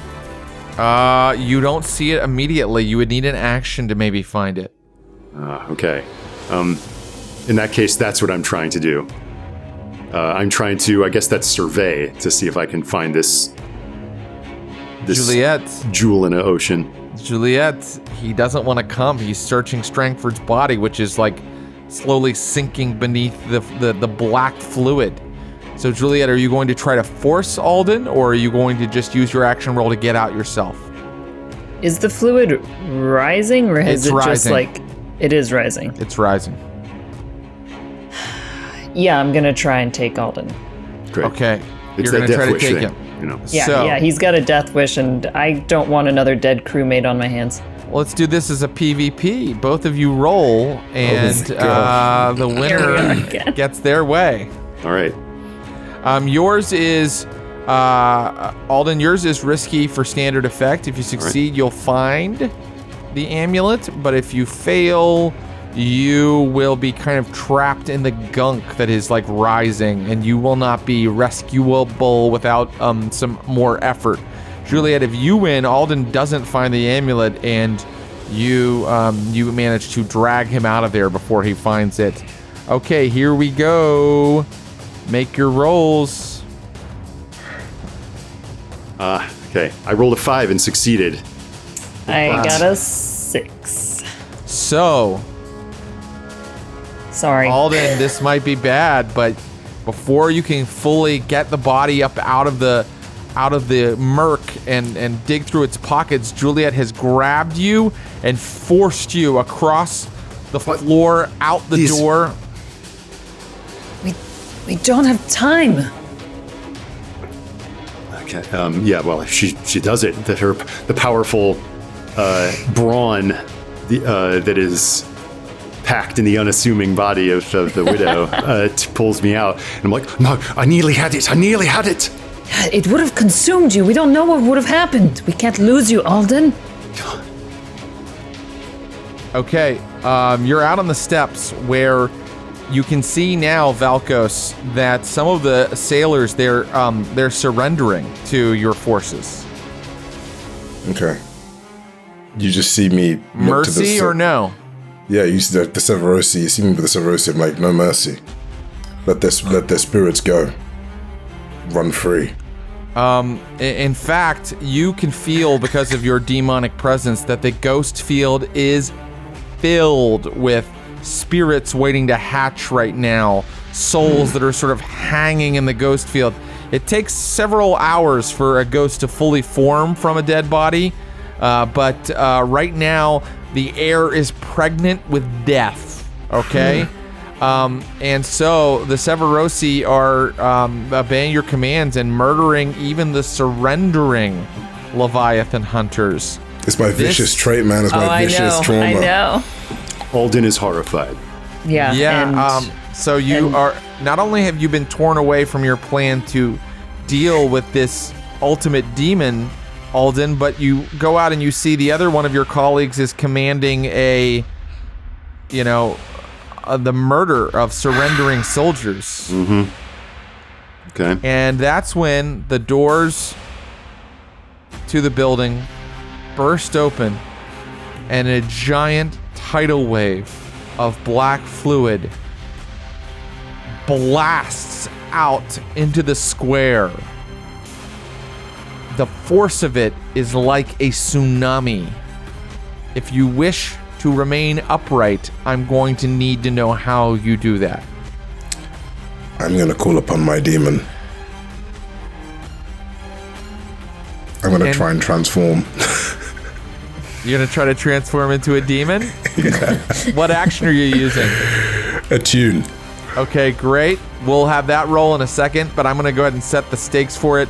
I think it is risky for standard effect. If you succeed, you will turn into the flying demon and you will float above the square. If you fail, the demon will temporarily take control. You will still transform, but the demon will take control. In fact, having said that, it is desperate for standard effect. Okay. Now, Juliette Belrose, what are you doing not to be knocked over by this tsunami of evil? Ooh, what a great title for the episode. Yeah, Tsunami of Evil. Wow. Love it. I'm still clutching Alden. Sure. I'm gonna take out the grappling hook and pull us up on top of the building. Great. What action will that be? Tinker? Tinker, okay.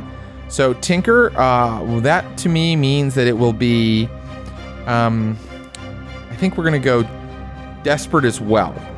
Desperate for standard effects, meaning if you succeed, you will actually be on top of the building out of the reach of this fluid, this awful demonic liquid. If you fail, you will be pulled under, and getting out will be difficult, and you may start to take harm. Alden, is there anything you'd like to do other than just be Batmaned out of there by Juliette Belrose? Stress is pouring out, but I've only got 2 more to spare, and so I can assist. Are you sure? Okay. But I have 3 dice. Otherwise, I think. Well, those are famous last words. Yeah. I'll allow myself to be towed up. Sure. We risk it. Okay. Yeah. 3 dice. It's not bad. All right. Let us do first Valkos's roll. Okay. Oh no, Valkos, we cannot hear you. Hello? Yeah. There you are. You're Yes. back.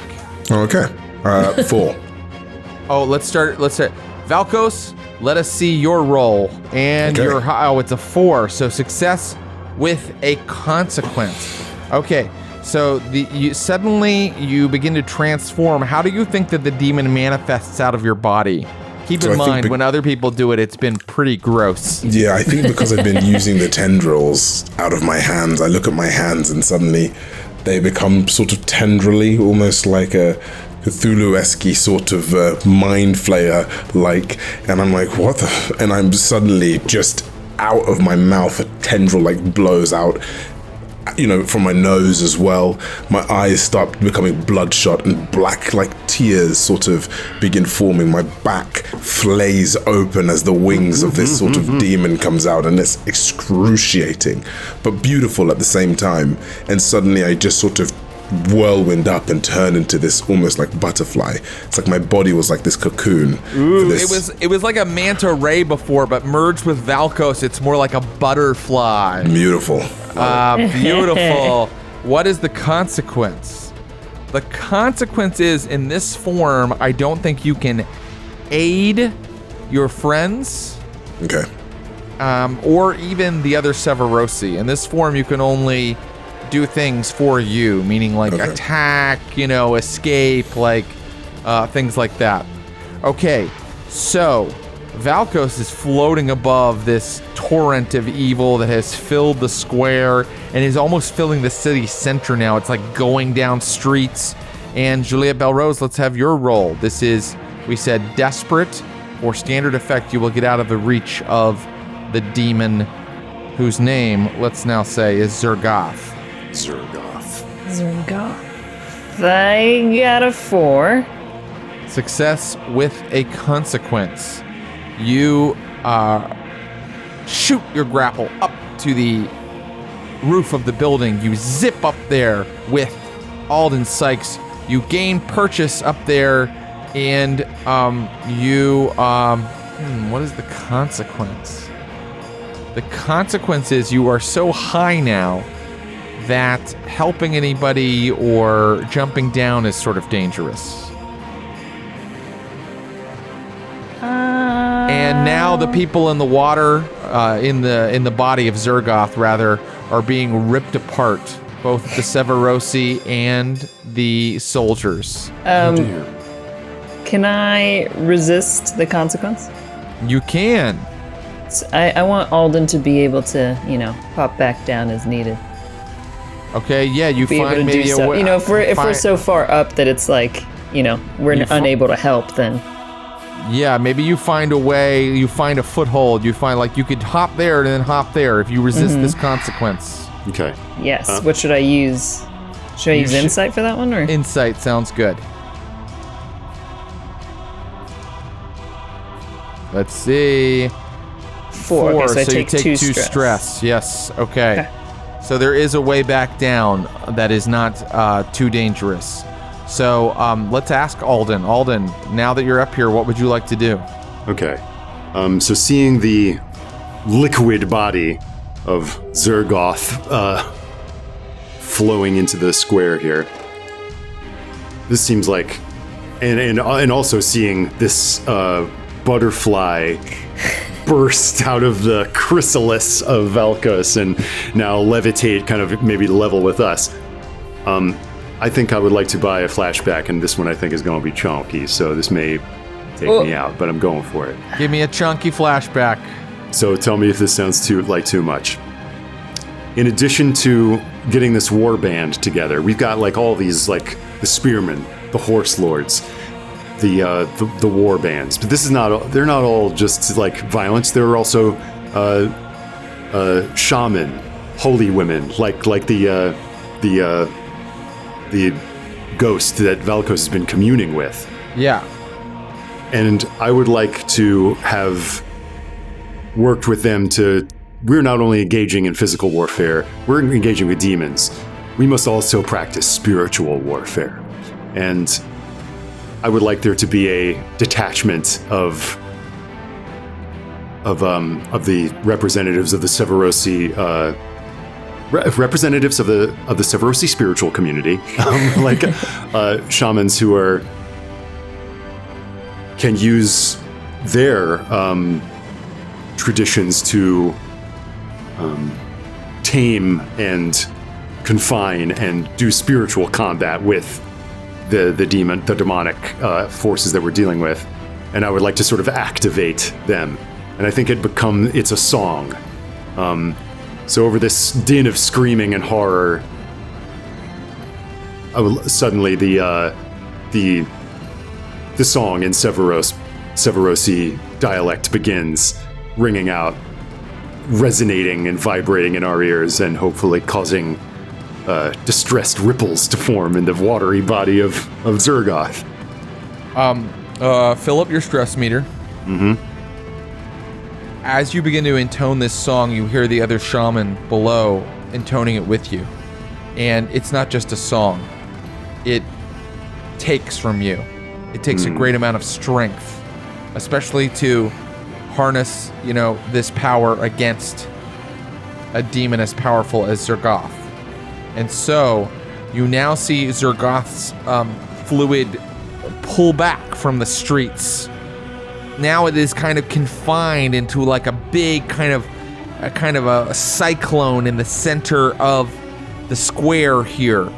And as this happens, Alden Sykes, you run out of energy and you collapse onto the roof. But it does look like Zergoth is sort of contained right now. There's just one other problem. Valkos, Banathor is screaming in pain and is being contained by this ritual song. Right. Oh. And is being drawn down into this sort of sphere of warding that the song is creating. Banathar is being drawn down into the cyclone of ooze that composes the body of Zergoth. And so, you must tell me what you're going to do to handle that. I'm going to flashback. Okay, great. And I think I'm going to flashback to a moment where I think Valkos is going to summon, or not even summon, he's going to ask Alden to come and visit him in the tent. And he's going to see Alden and he's going to say essentially, we're about to go into war. You're about to lead a war. Yes, well, Alden, as I'm sure you do, wars are very unpredictable. The tides of battle can turn the drop of a hat. Listen, if everything doesn't go as to plan, I want you to activate the shamans, and I will throw myself into the heart of the enemy, knowing full well that the song leads me to where I must go. Are you understanding what I'm asking?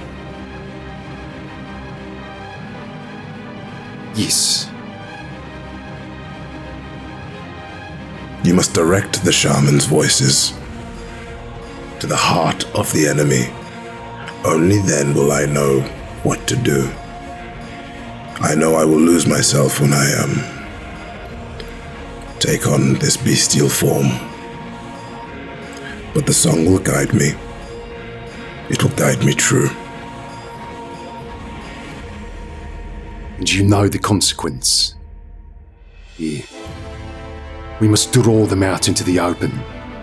And then when the song begins, you will be drawn together. Does the Sky King know that he may not come back? It is prophesied. A great act for a great sacrifice.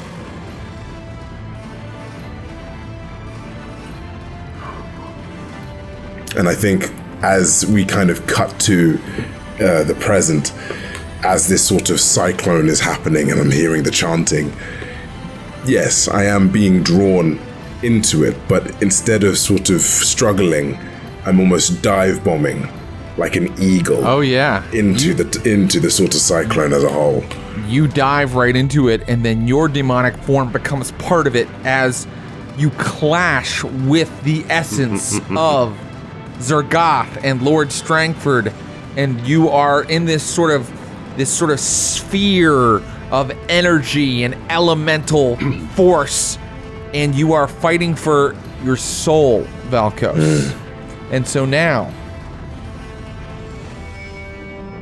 you must give me an action to overcome this struggle. Your enemy is a tier 5 demon. If you fail, you will take a level 4 harm, and Valkos will be gone forever. Okay. I cannot assist because as the singing comes on and Alden joins it, like as Jared described, you can see him almost like drain and become pale, and his eyes roll back into his head as the melody dies in his throat. Perhaps Juliet catches him, right, and her arms up on that rooftop and looks to what's happening and lends her own voice to the chanting, and hoping that it'll also just sort of get through to Valkos in a different way when he hears Juliet's voice intertwine. I would love to assist if I can, just to keep him true to what our goal is here and give him strength. Valkos' love, calling out to him. Yeah, I think that will allow an assist. Okay, so I'm going to attune. Yes, because sounds like that's this is fighting for my soul. And if it's so, because I am a demon, would that knock it down 1 tier as well? Yes. Okay, so it's tier 4 now, so it's 1 tier above me. I am going to use the Ghost Fighter to give me potency in this regard. Would that knock it down another tier? Yes, sure. Mm-hmm. Okay. So now it's standard, I guess. Would it be desperate for standard effect? That's correct. Okay. Now, if you succeed, you will have contained Zergoth, not destroyed him. Can I take a devil's bargain? You can. If you agree that no matter what happens, the demon inside you is gone, detached from you, and expended in this effort, then you can have an extra die. Not greater effect. Yeah, you can have great effect instead. Okay. When you say expended, that demon, like, will it be free? Like, will it be alive, or will it be like destroyed in this process? Destroyed in the process, and Valkos will no longer be the host of a powerful demon. Okay. All right, let's do this, guys. Shit. 6! Oh my god. The Sky King.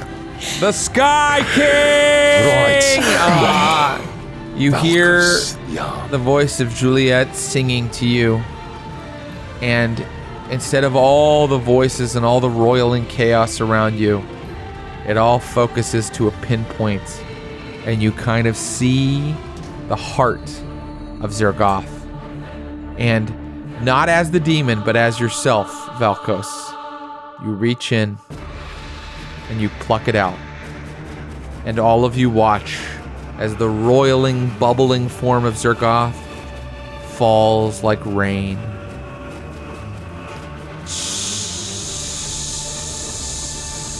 Suddenly everything is quiet.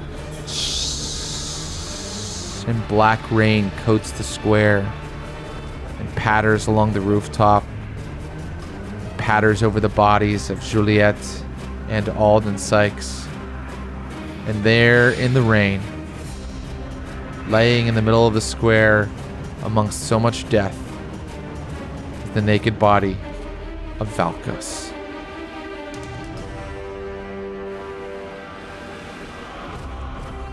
The rain continues to fall.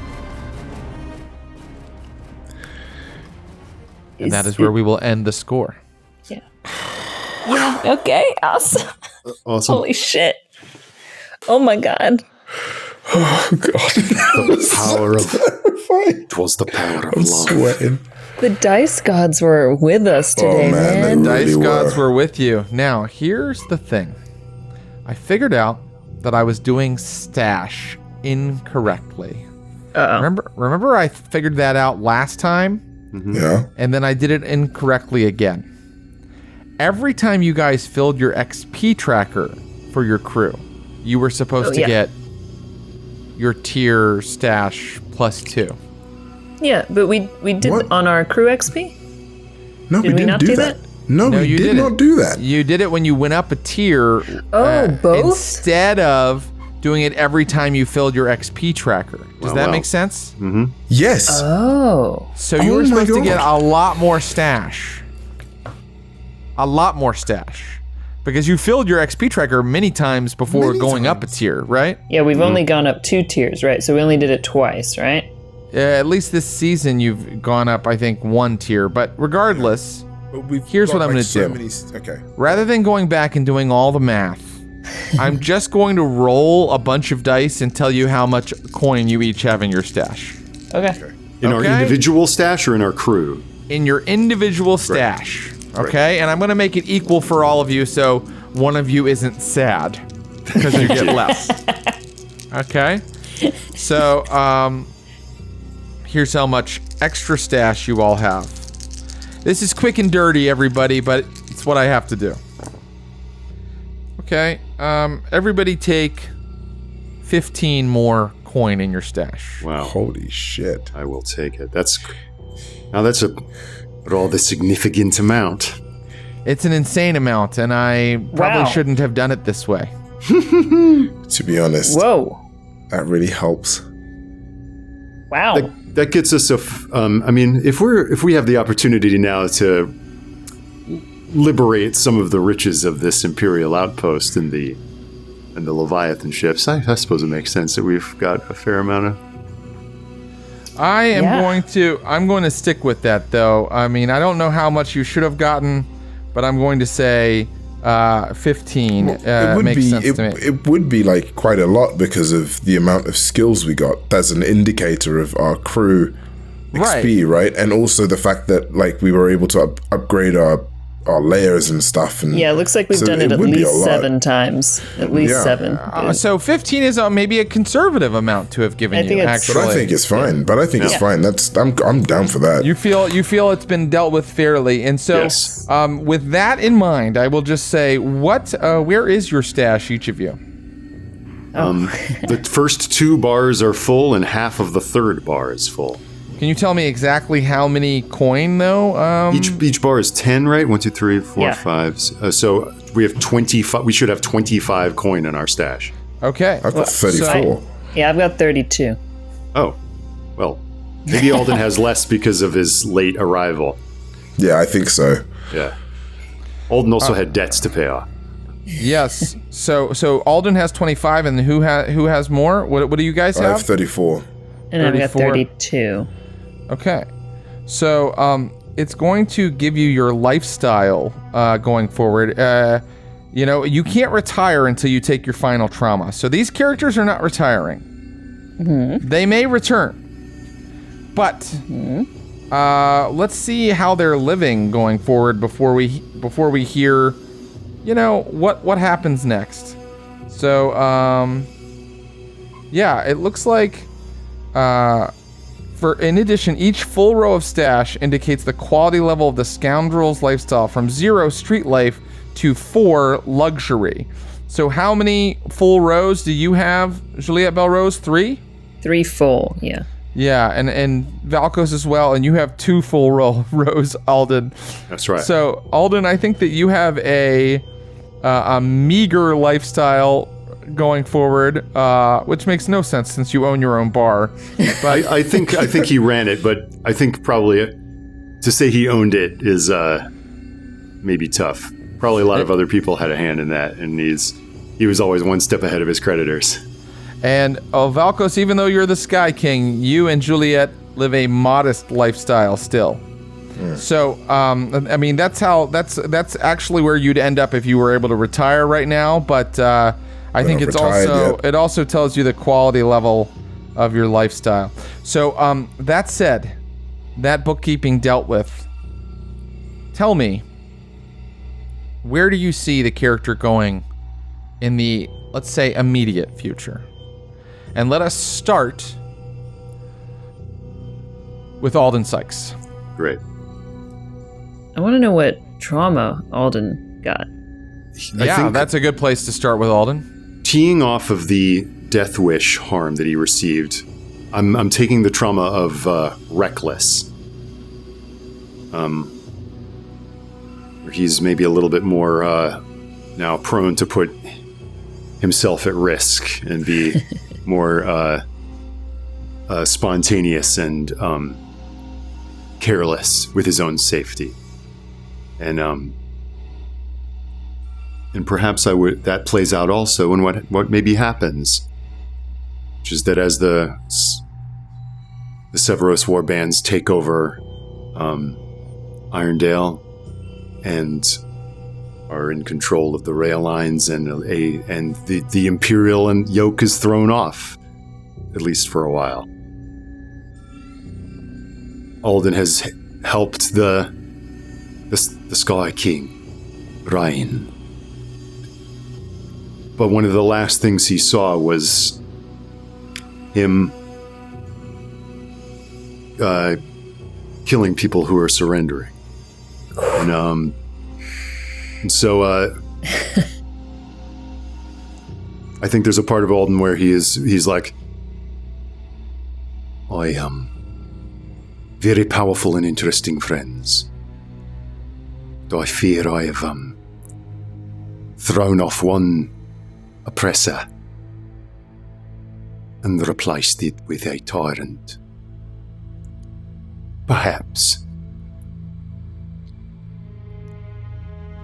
And he maybe even says this to Valkos, and he's like, it's up to you to prove me wrong.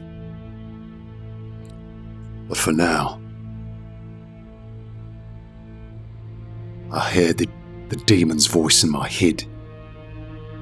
It knew, even though it couldn't peer between my lies, it knew how much I craved peace. Peace is what I shall have. Away from blood and tyrants for a while.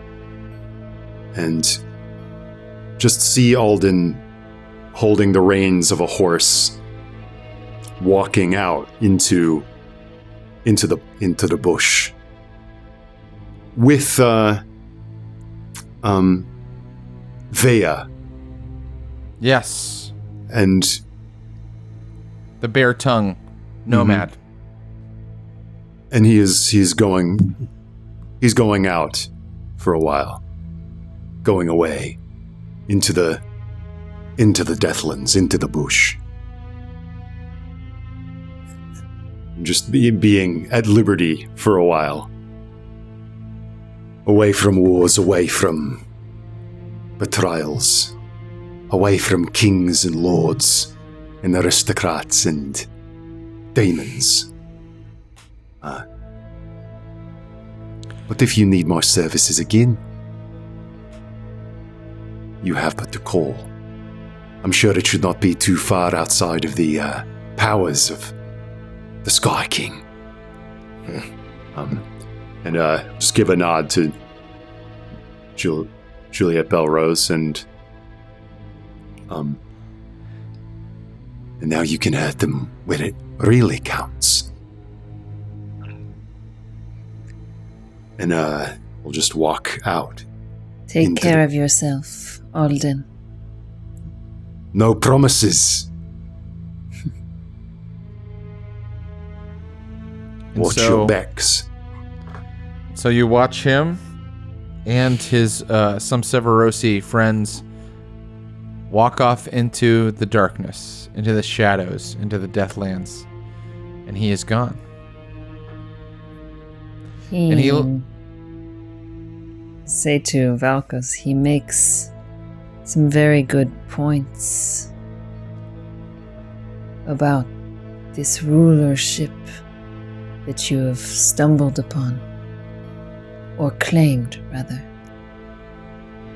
Is this what you wish for your future? For our future?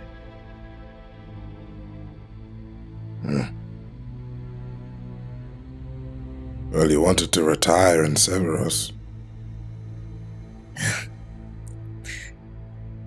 No, Juliet, look. Between you and I,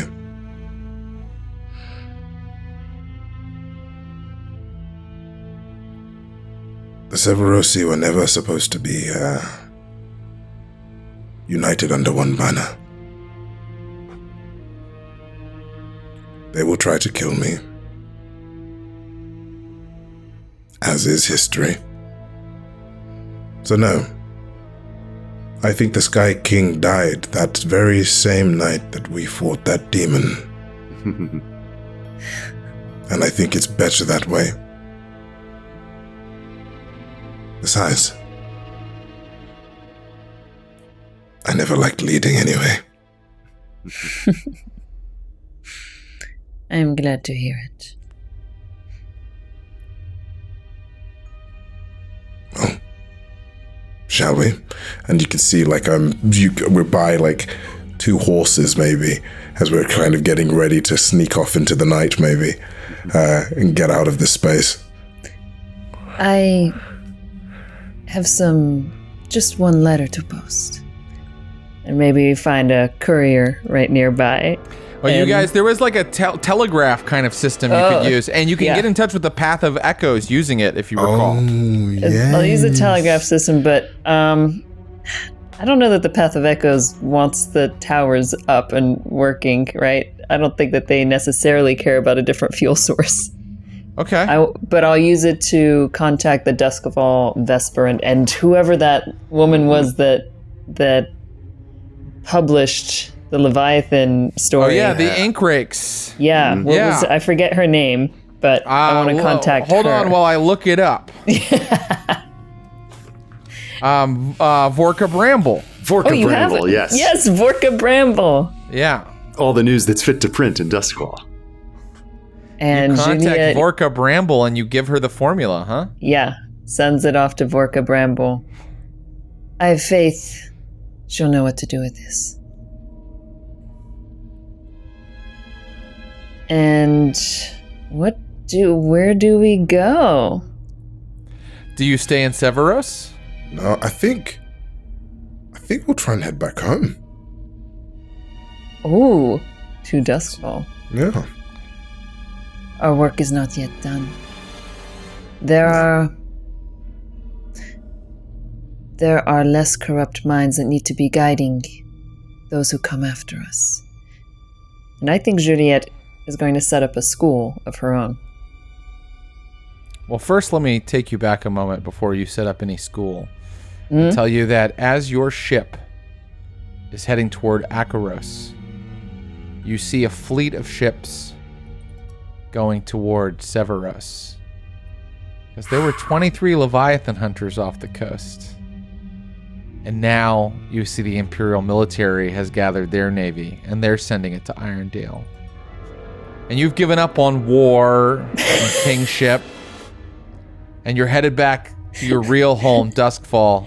We just totally unsettled and caused mayhem and destruction. We're like, okay, so now we're going to go home. And you see something else that perhaps fills you with awe. A sight that few in this world will ever look upon. Because above this Imperial fleet is a sun. A small, blazing sun. What? And you think you might be looking at the immortal Emperor himself. Whoa. Or at least the part of him that touches this reality. Moving What the fuck, man? The Emperor himself is going to Severos. To Severos. Yes. Wow. And so you return to Doskvol and you open a school, is that right? Tell me about that. Yeah, I think she's going to start a school knowing that, like, you know, everything that had happened, Una was exerting so much influence over the scientists that were going in and, like, sort of sowing these seeds of corruption and having them just follow her.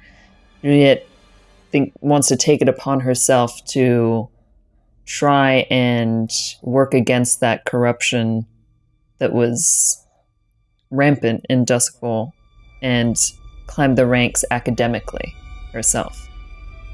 And so we pull out the academic institution crew sheet.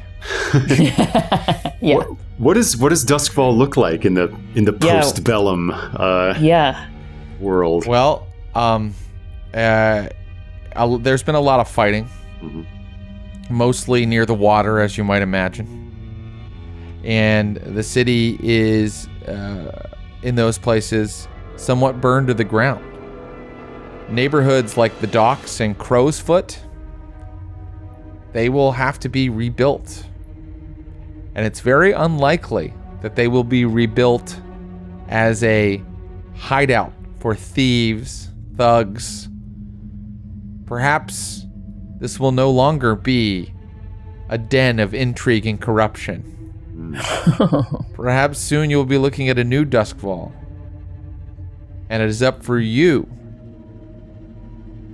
to help decide what that city will look like. It sounds like there's going to be a new institution teaching science here.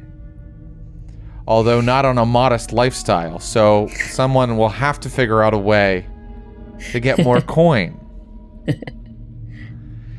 And that is what we will see if and when we see you next time.